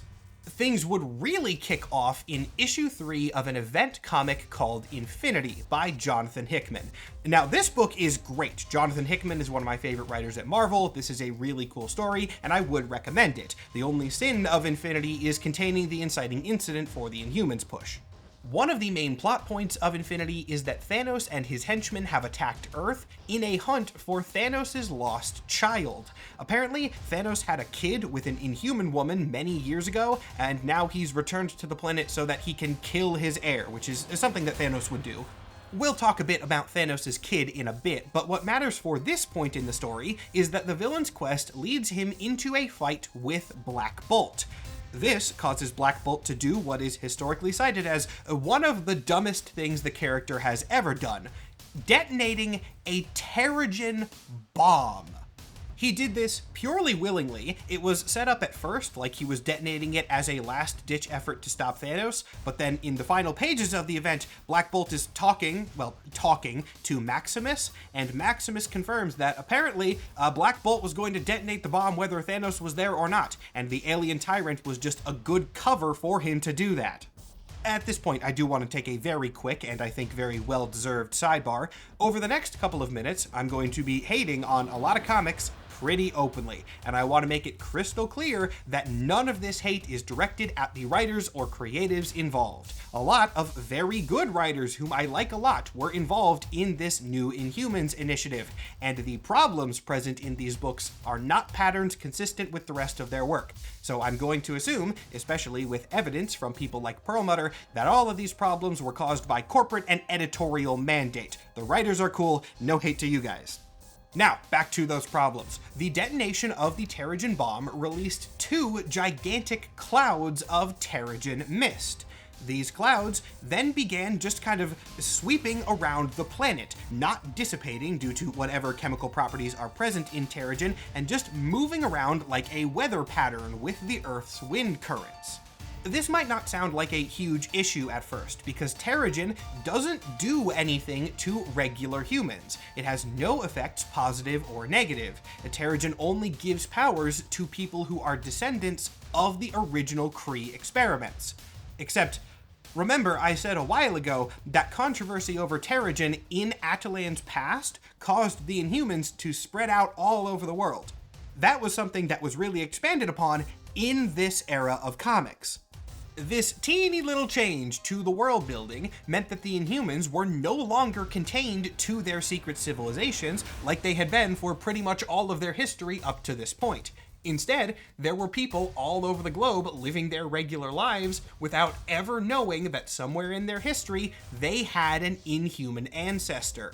If you were one of those people and the Terrigen cloud swept through your town, Terrigenesis would happen, meaning that all over the planet, people started going into cocoons and popping out with randomized superpowers.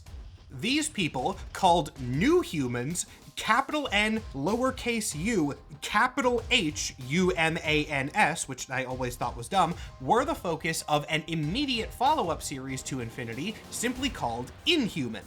Inhuman mostly focused on the royal family and a select group of people from other Inhuman settlements as they dealt with the fallout of the Terrigen clouds. People were now gaining superpowers all over the world, and the royals, as kings of Inhuman civilization, felt that it was their responsibility to find these people and help guide them as these transformations struck their bodies, which is a very cool story, and also almost shot for shot what X-Men is. Mutants and Inhumans have always had parallels, as I addressed earlier, which is probably one reason why Perlmutter incorrectly thought they were interchangeable in the eyes of comic readers. But in this status quo, Inhumans were basically just mutants in a different font. People were gaining transforming superpowers randomly, and the Royals took the place of Charles Xavier, guiding those people into their new lives. Inhuman ran for 14 issues, and it was fine, I guess, but it was not subtle in the slightest. Marvel openly advertised this comic as the beginning of a new era, with at least one marketing solicitation straight up saying, "Get in at the ground floor of the next big Marvel franchise." Fans immediately picked up on what was going on, and it would get even less subtle about a year in. After all, if Marvel was pushing the Inhumans as the next big thing, they weren't going to stop at one comic. And so in 2015, Inhuman ended and was replaced by 2 series running concurrently. The first of them was called All New Inhumans, and the second one was called Uncanny Inhumans, meaning that Marvel was just kind of spitting in X-Men fans' faces. For anyone who's not really well-versed in comic book publication, it is very common for popular superheroes to have adjectives associated with them. Think like the Incredible Hulk or the Amazing Spider-Man, sometimes Spectacular Spider-Man. Characters get signature descriptors, and Uncanny was always an X-Men thing. Uncanny X-Men was a recognizable name to such an extent that if you saw Uncanny on another book, you could assume that the X-Men were going to be involved. This convinced any remaining doubtful fans that this was in fact a full-on replacement effort by Marvel, and it was not well received by anybody. X-Men and mutant fans did not like that their characters were getting sidelined, and even the few Inhumans fans didn't like that their cult favorites were getting forced into a different role. I wanted to find some authentic reactions to this, so I dug up a Reddit post from 10 years ago asking what people thought about Uncanny Inhumans a few issues into its run, and Reddit user Shincole summarized it pretty well, saying the odd characters and their stories aren't actually their gripe. It isn't odd, these days it's just X-Men and mutant themes with a twist and a royal family. It's absolutely boring compared with what the Inhumans used to be. User Chicken in a Suit responded to them, saying, "Yup, give me something exciting on the same level as War of Kings, which was one of the Inhuman space arcs from a few years prior, and you'll get my attention. Nowadays, I'm just not interested. Unless it's Karnak. I told you he was the best of them." There's a lot of comments on this post and a lot of similar posts out there, and they all read pretty much the same.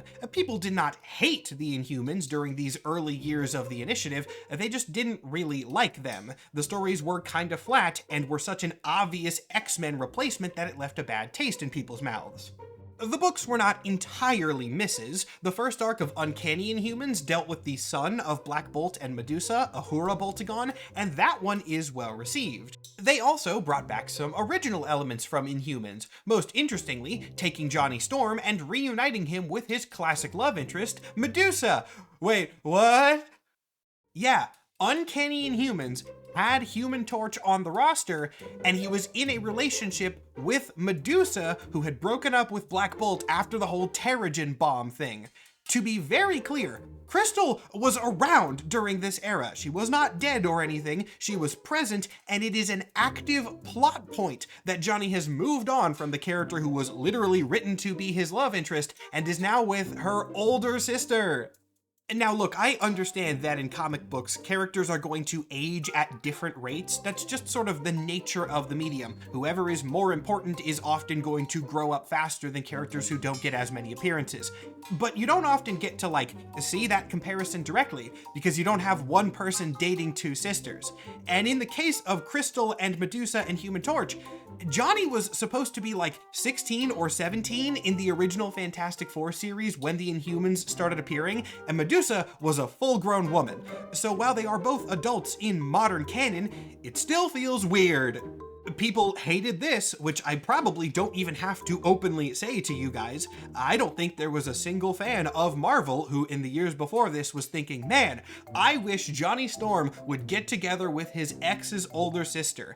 But that is the direction Marvel decided to go in, and this and a bunch of similar decisions contributed to this Inhumans initiative just kind of getting worse and worse as it went along.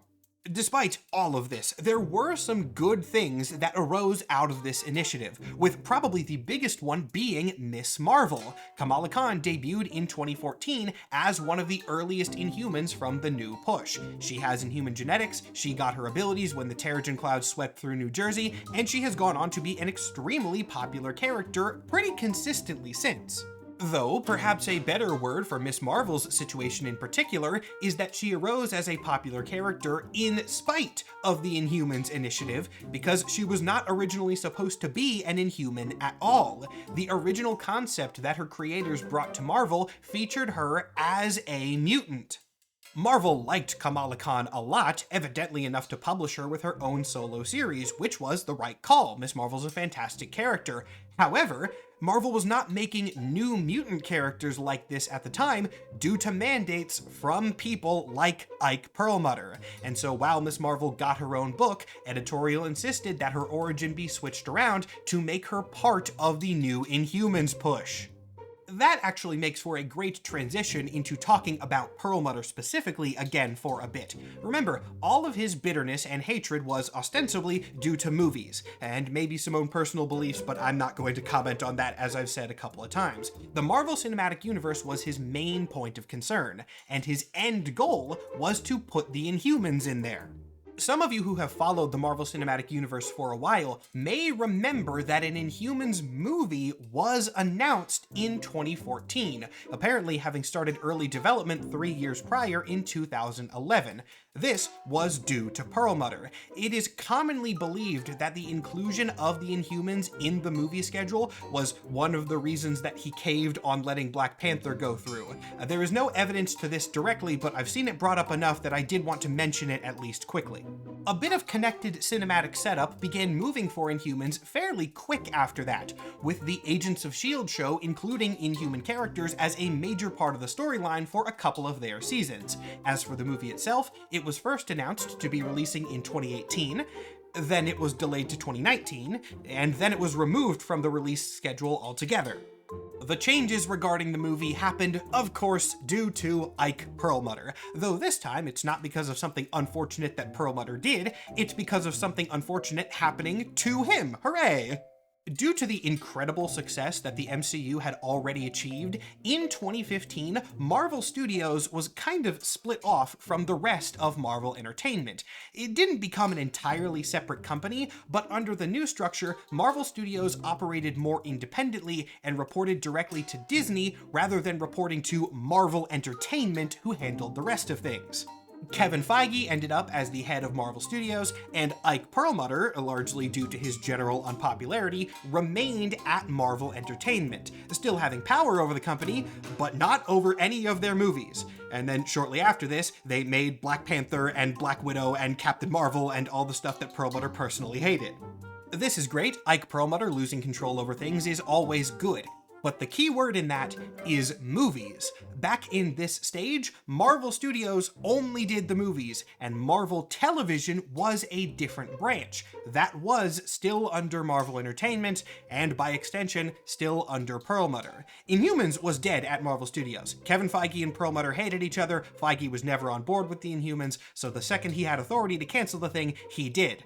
But it found new life elsewhere. Thus, in 2017, Marvel released Inhumans the Show.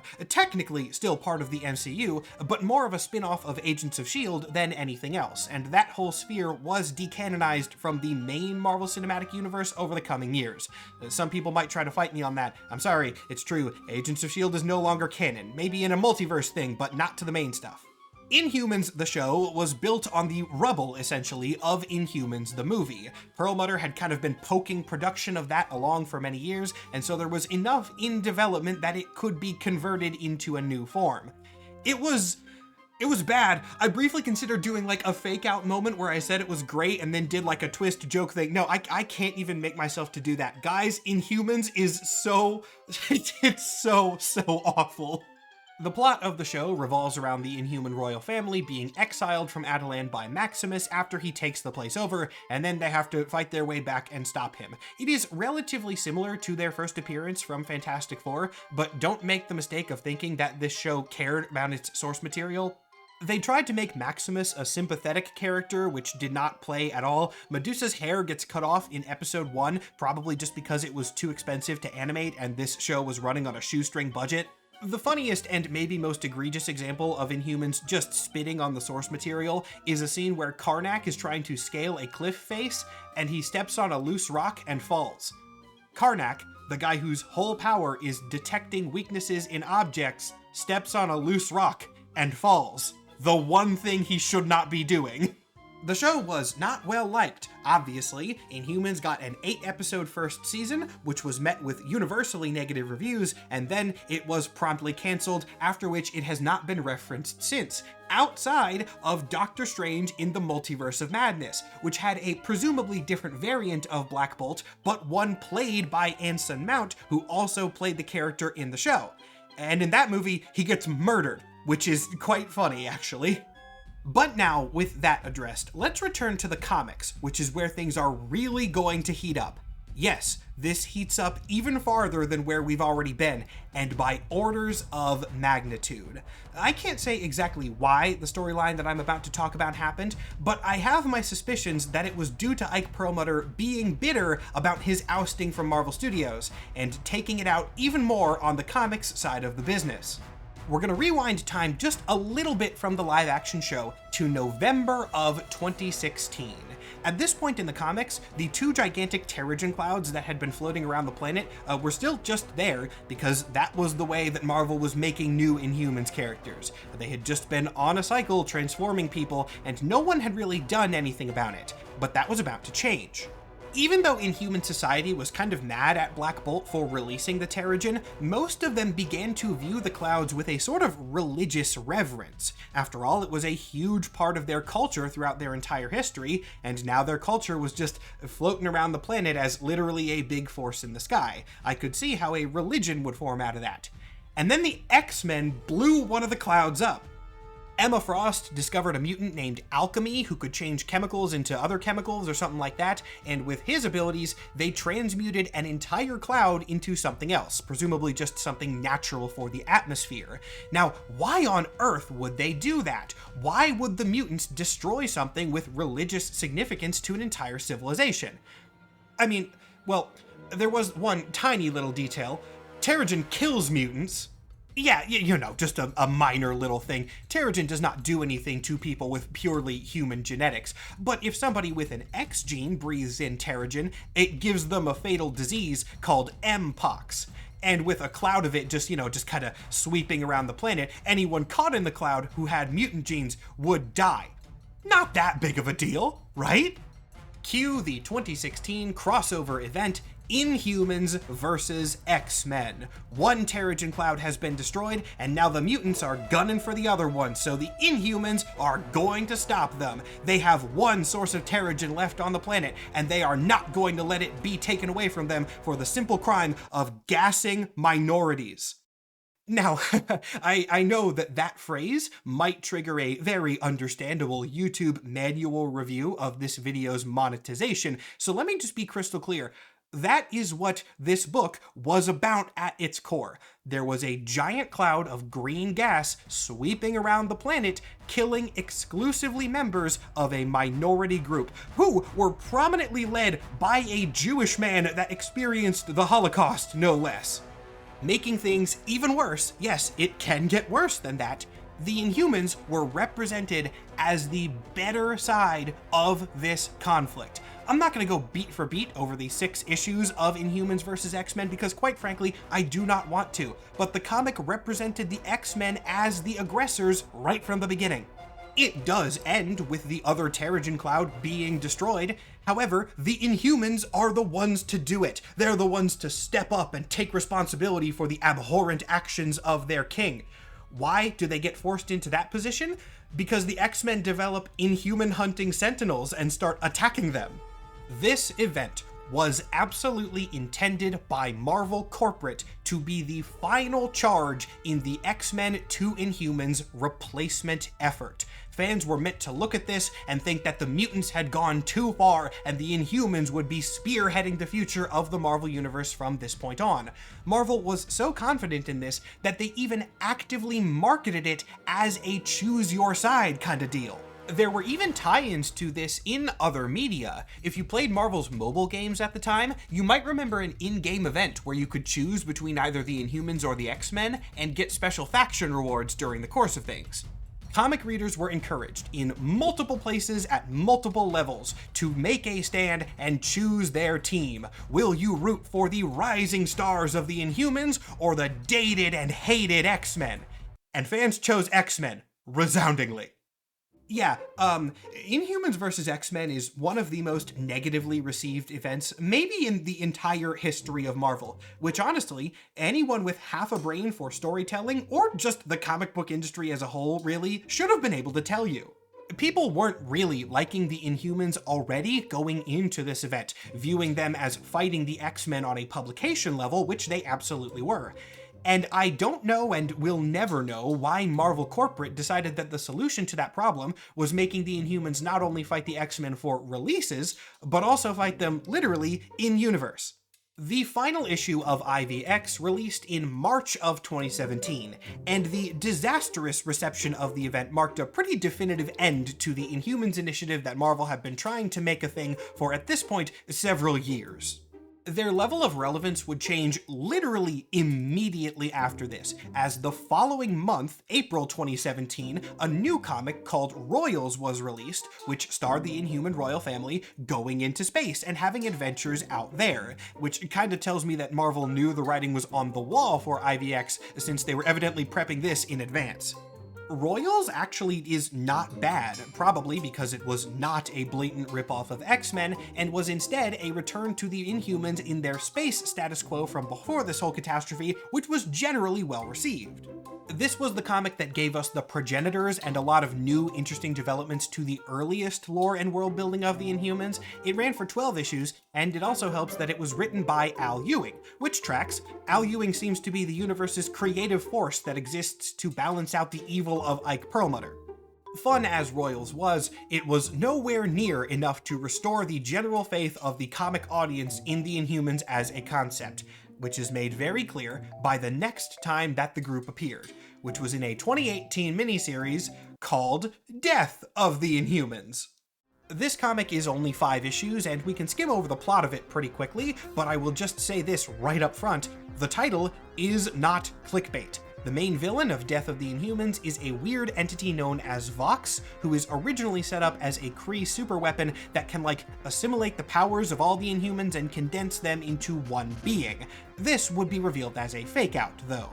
It turns out that Vox was actually not one singular entity, and was instead the result of a conversion process that the Kree could do on their experiments, meaning that most Inhumans got forcibly converted into Vox clones, and at the end of the comic, Black Bolt uses his voice to kill all of the Voxes, thus eliminating most of the Inhuman population in the entire galaxy, because this included those space Inhumans too, in one fell swoop. With that, the Inhumans were gone, legitimately. Marvel had just taken this sphere of their universe that they had tried so hard to make a thing and removed them from the equation almost entirely. The royal family had survived, but were reduced to a state of almost total irrelevance. Barring a very recent exception, which I will be talking about right at the end of the video, several of the royals didn't appear at all after this. Like Gorgon and Triton specifically, Death of the Inhumans 5 is their most recent appearance. They didn't even get cameos. Even more major members like Black Bolt and Medusa, yeah, they're not plot relevant. They do appear occasionally, just kind of to remind people that the Inhumans do technically still exist, but they have not been major characters. They just appear as side concepts in other people's books. I think the nail in the coffin is Kamala Khan, though. Miss Marvel has remained a popular character throughout all of this, but in 2024, she became a mutant. There's a whole miniseries about this called Miss Marvel, the New Mutant, which establishes that she is both an Inhuman and a mutant, which is a weird thing that honestly shouldn't really work. The interaction between mutant genes and Inhuman genes is something that has come up on occasion. I mentioned very briefly a while ago that there was a series called Son of M in the mid-2000s, which was about Quicksilver using Terrigen to reactivate his mutant genetics. This is also what he did to his daughter, who is considered a mutant as well. Luna Maximoff is still around on occasion in Quicksilver and Scarlet Witch things, and she has empathic powers. She's a fun character. I do like her. Miss Marvel, though, she has fully moved spheres. Technically, she is still an Inhuman, but for all intents and purposes, she is a mutant character and interacts with mutant and X-Men books exclusively. I mean, not that there are Inhuman books for her to interact with, but whatever. This was a relatively unpopular decision with fans when it happened because they saw it as unnecessary MCU synergy. Miss Marvel was confirmed to be a mutant in the Marvel Cinematic Universe, though we haven't really seen that go anywhere yet. But as to that point, I would remind everybody that she was only an Inhuman in the first place, also due to movie synergy, and that was probably a worse example of it. With the context of the story of her creation, Miss Marvel's origin change is even funnier because not only is it Marvel shifting their narrative away from the Inhumans, it is them quite literally undoing one of the first decisions made at the company level during that initiative. Miss Marvel the New Mutant is basically the company saying, hey guys, we know we messed up a little bit. And while, moving away from this horrible initiative was definitely the right call, it does kind of suck because, as I've mentioned several times, the creatives at Marvel were doing some good work during the Inhumans push and came up with some great characters. I promised way earlier in the video that there would be a section on some weird Inhumans, and this is a good way to get to the end of the video on a positive note. Let's really quick run through some minor Inhumans who are worth talking about, for good or bad reasons. I already briefly mentioned one of these, so let's begin with him. This is Thane, son of Thanos and an unnamed Inhuman woman. We don't really know anything about Thane's mom, oh well. Thane did not live in Atalan. Instead, he lived in one of the other Inhuman settlements, Oralan. This area did not have nearly as much Terrigen as Atalan did, and thus members of this group experienced Terrigenesis far less, leading to Thane growing to adulthood before ever experiencing the process. He did know who his dad was, which was a pretty big deal, but Thane did not want to follow in his father's footsteps and instead dedicated his life to helping others. Thane was a doctor. He might not have had any powers of his own, but he was good at what he did, and he tried to assist as many people in his community as he possibly could.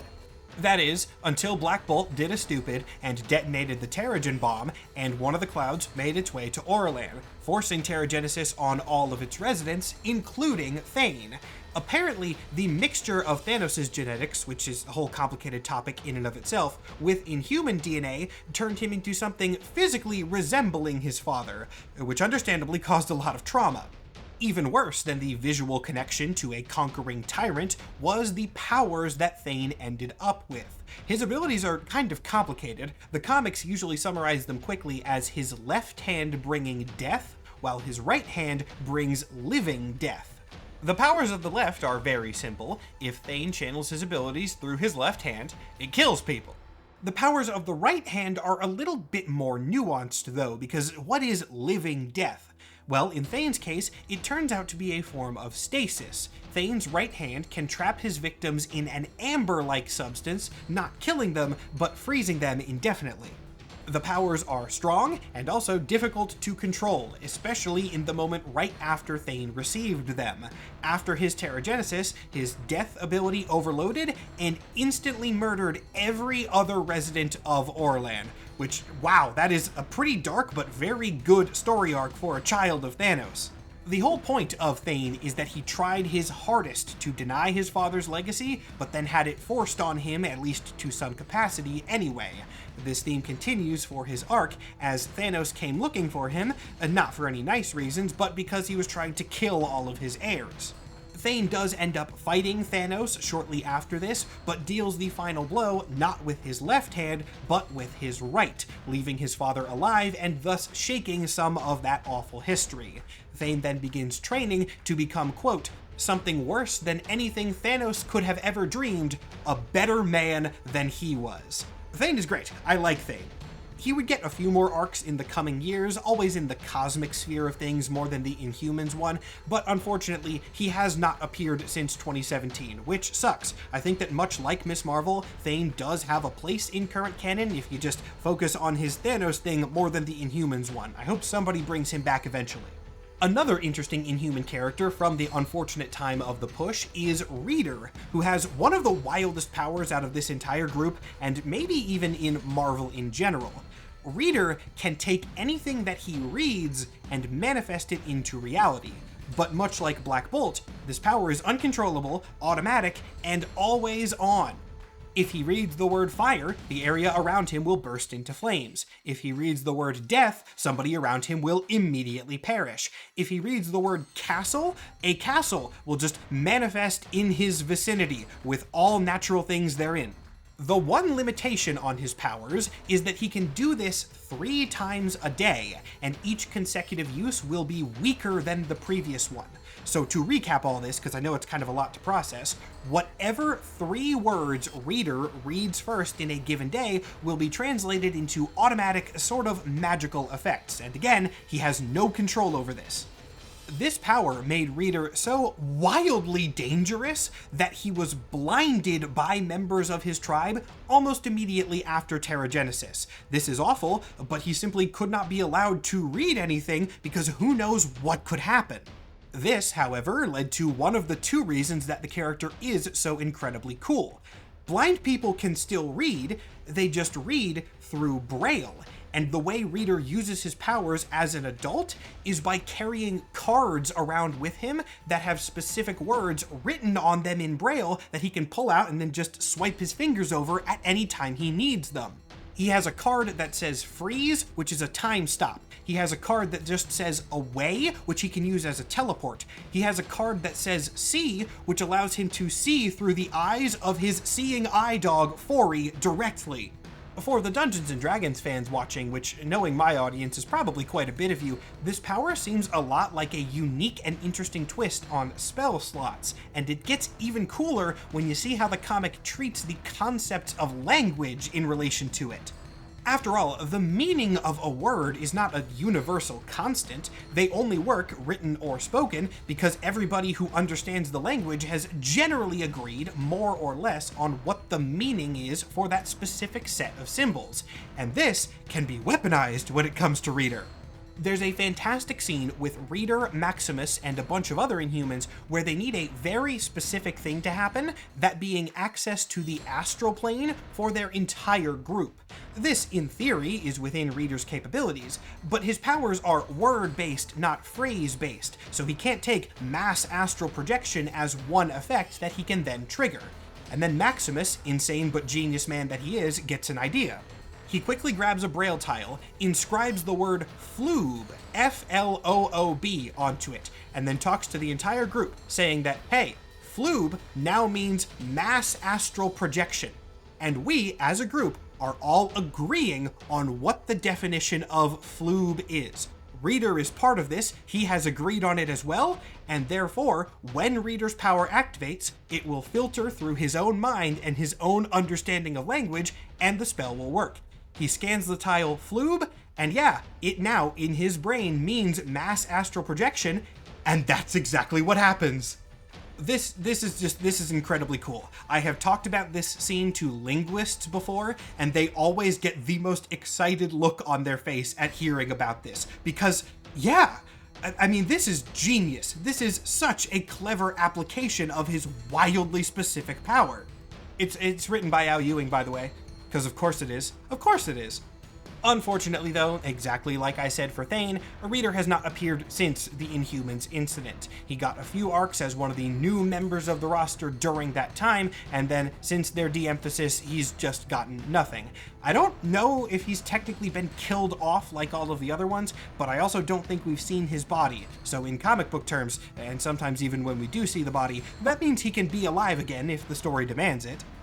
Who else is here on my list? Oh, there's Eldrak. Eldrak is a door. His Terrigenesis turned him into a gigantic stationary door, and people can walk through it, and then he can just teleport them wherever in the world they need to go. He's a door. There's not much else to say about him. Well, there is more to say about him, but we'll get to that later. Another standout character from this era, in a good way, is Kid Kaiju. Kid Kaiju is like a 12-year-old boy, and he draws monsters. And when he draws monsters, he summons them to his location and can use them to fight. Kid Kaiju's awesome, and I'm not going to do more of a summary of him in this video, not because I dislike him, but because he already has an entire dedicated video on this channel. So if you want more of the good Inhumans after this one's done, you can just go and watch that.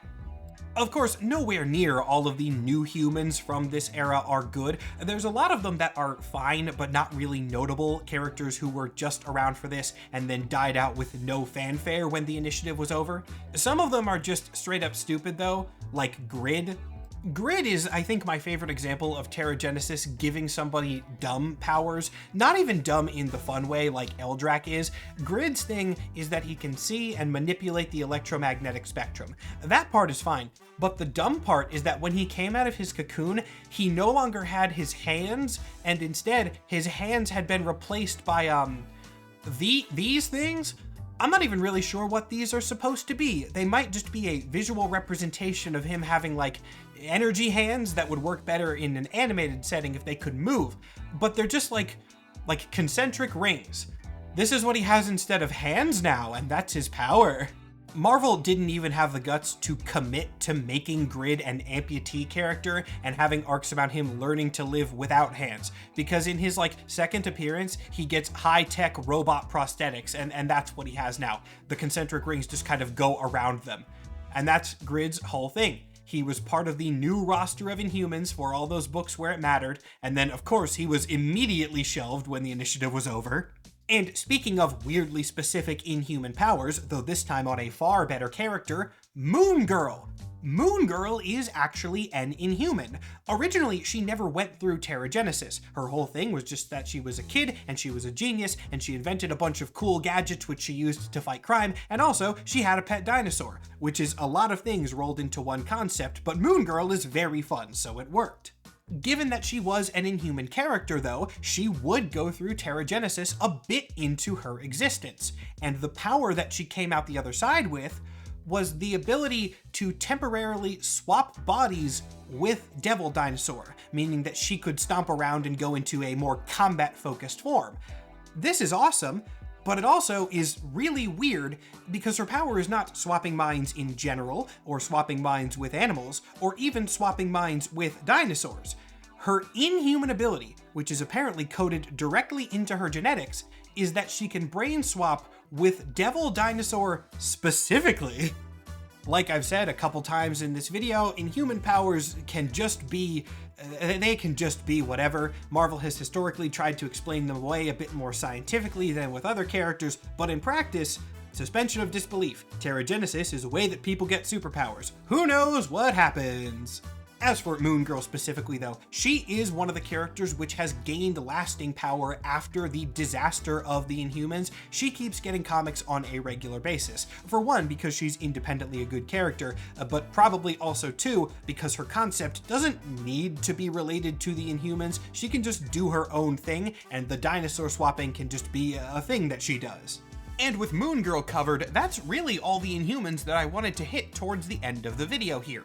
Just a few more scattered in right at the end as a way to prove that there were some gems in this era, even after I spent a good chunk of the video hating on the last decade for the group. So now what? Is this over 2-hour long video really going to end by me just saying, and now the Inhumans are gone? What a weird time that was. Bye everybody. Well, it really was shockingly close to being that. I mean, I would have phrased it in a more interesting way, but if I had made this video just a couple of months earlier, it would have had a far more underwhelming ending. The Inhumans were gone for over 7 years, reduced to only minor cameos for the most major members and absolutely nothing for anyone else. Until August 20th of this year in a comic called Imperial. A quick courtesy for anyone watching this video shortly after I release it. Imperial is a very recent comic, and I'm going to be spoiling the entire thing, so if you would like to read the 4 issues of the series first, this is the only warning that I'm going to give you. Imperial was a big intergalactic crossover involving basically everyone in the Marvel Universe that does space things. The Guardians of the Galaxy, the Nova Corps, the Kree, the Skrulls, the Intergalactic Empire of Wakanda, and more. Even Planet Hulk stuff got looped back in for this. All of these spacefaring civilizations were being thrown into conflict due to a series of killings targeting powerful members of the Galactic Council. This is what most of Imperial was. It was a space empire murder mystery. And in the 3rd issue of the crossover, it is revealed that the cosmic forces orchestrating all of this behind the scenes are the Grandmaster and Maximus of the Inhumans. This twist was a huge deal given just how long it had been since Maximus had mattered, especially because he was not acting alone. In Imperial, Maximus was working with the royal family for once, and as the event progresses, the rest of them show up too. Black Bolt, Medusa, Karnak, Crystal, Triton, Gorgon, even Lockjaw. All of the royals are back in the fold, doing space crap. All of Imperial was a grand scheme to restore the Inhumans to relevance on the cosmic scale. Karnak even addresses this outright, saying, "We Inhumans tire of being swept from one position to the next by the whims of a cosmic status quo." Which definitely feels like it was written as a little bit of a jab towards the real history of the characters. Fittingly, Imperial concludes with a new cosmic status quo for everybody. This was really the goal of the event. It was meant to revitalize the kind of space opera sphere that Marvel has. In current canon, all of these empires are united under a galactic union, which is led by Star-Lord of all people. The Inhumans evidently are going to play some role in this going forward. Maximus has been exiled again. Black Bolt was absolutely just manipulating him for his own ends and kicks him to the curb once that job is done, which Maximus respects, being the awful man that he is. As for what this new era of the Inhumans is going to look like, I couldn't tell you, not yet at least. Imperial issue 4 is a very recent book, coming out on October 9th, 2025, and no follow-ups to the Inhumans part have been released yet. I do think we can definitely expect something, though. The ending of Imperial really reads like a big dramatic teaser setup, And the book was written by Jonathan Hickman, who is famous for being the guy that Marvel calls in to refresh parts of their world building that have gotten a little bit dated. They didn't call him in by coincidence. Him being involved means that things are working in the background. We're just going to have to wait on specifics until Marvel gives us an official follow-up announcement, but boy, did they set me up perfectly with the best time to make this video. Evidently, a nearly 8-year timeout was long enough that Marvel thought the Inhumans could be revitalized, and I'm quite excited for it. Imperial makes it almost comedically obvious that when the Inhumans return, they're not just going to be X-Men clones again. This entire event makes it as obvious as possible that the Inhumans will be back to their status quo as space and cosmic characters, typically one of the most well-received iterations of the group by the fans. And with Jonathan Hickman at the wheel, well, he's one of the best world builders in the game, so the Inhumans are in good hands. It is also definitely worth calling attention to the fact that Imperial did not establish the Inhumans were necessarily going to be good guys going forward. The Royals do a lot of shady stuff in this event, all for the sake of establishing their new empire in the cosmos.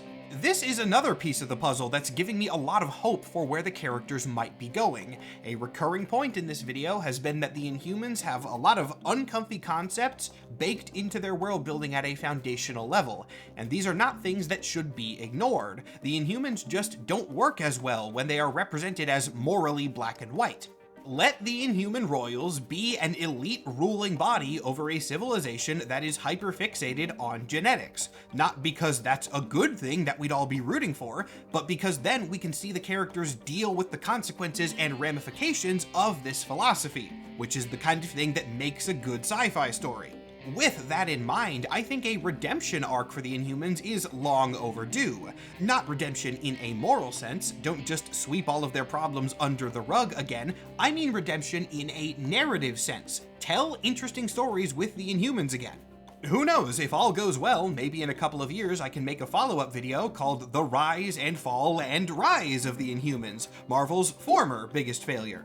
And as we reach the conclusion of this video, let's talk about that title briefly. I'm sure some of you, the proud, dedicated Inhumans fans, kind of bristled when you saw me call them Marvel's biggest failure. And yes, I will admit, on one hand, it was a title designed to get YouTube clicks, but on the other hand, I do think it's a valid description. Are there worse Marvel properties than the Inhumans? Yes, of course there are. And are there Marvel properties that have had less success over the years than the Inhumans have? Once again, absolutely. But the difference between all of those failed projects and the Inhumans is that during the 2010s especially, Marvel was really genuinely trying. This initiative was a company-wide effort, spanning multiple books and crossovers and events, bringing back old characters, introducing new characters, having video game tie-ins and movie tie-ins, or at least an attempt at a movie tie-in, and throughout all of that, throughout all of Marvel's corporate effort thrown into this as best they could, fans generally came out of this 5-year-long project liking the Inhumans less than they did before. That right there is why I think the title of Marvel's biggest failure is more than earned. But ironically, I think that what this whole incident says about the comics community in general is actually really good. I am resisting the urge to go on a whole Brennan Lee Mulligan style monologue about how creativity is fundamentally ethically superior to the ideals of business, but I will keep on to the main topic. Inhumans failed because it was not driven by creativity. There were creative forces in here, obviously, and those are the parts that gave us the actual good elements of the initiative. But the core driving force was corporate greed and petty bitterness. Marvel Corporate was mad and tried to optimize their releases in favor of money and business over storytelling, and the fans resoundingly rejected the whole thing. To put it another way, Ike Perlmutter tried to butt his way into things, causing the one above all to descend from the heavens, smack him upside the head, and say, "No, don't do that," which is kind of beautiful. Speaking of which, let's address Perlmutter one final time. What happened to him? He would remain at Marvel for a bit after the whole Inhumans debacle, but unsurprisingly, it doesn't seem like this was great for his business reputation, and you don't find nearly as many stories of him messing with things post 2018 and 2019. He definitely did not get better, though, and his many sins would eventually catch up with him, as Perlmutter was unceremoniously fired from his position at Marvel in 2023 and no longer has any power over any branch of the company. Far too late for my liking, but whatever, I will take it. I wish the man as much happiness in his retirement as he brought to the rest of the world. Now, in 2025, Perlmutter is gone, and the Inhumans yet remain. I'm not sure exactly where they're going to be going from here, but I know that whatever challenges they may face in the future, they've already outlasted villains who are far worse.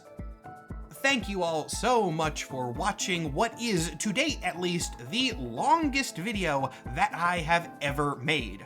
I promised a lot of real-world drama, and I think I was able to deliver. The Tale of the Inhumans is a pretty interesting story, maybe not in the way that Marvel wanted it to be, but interesting nonetheless.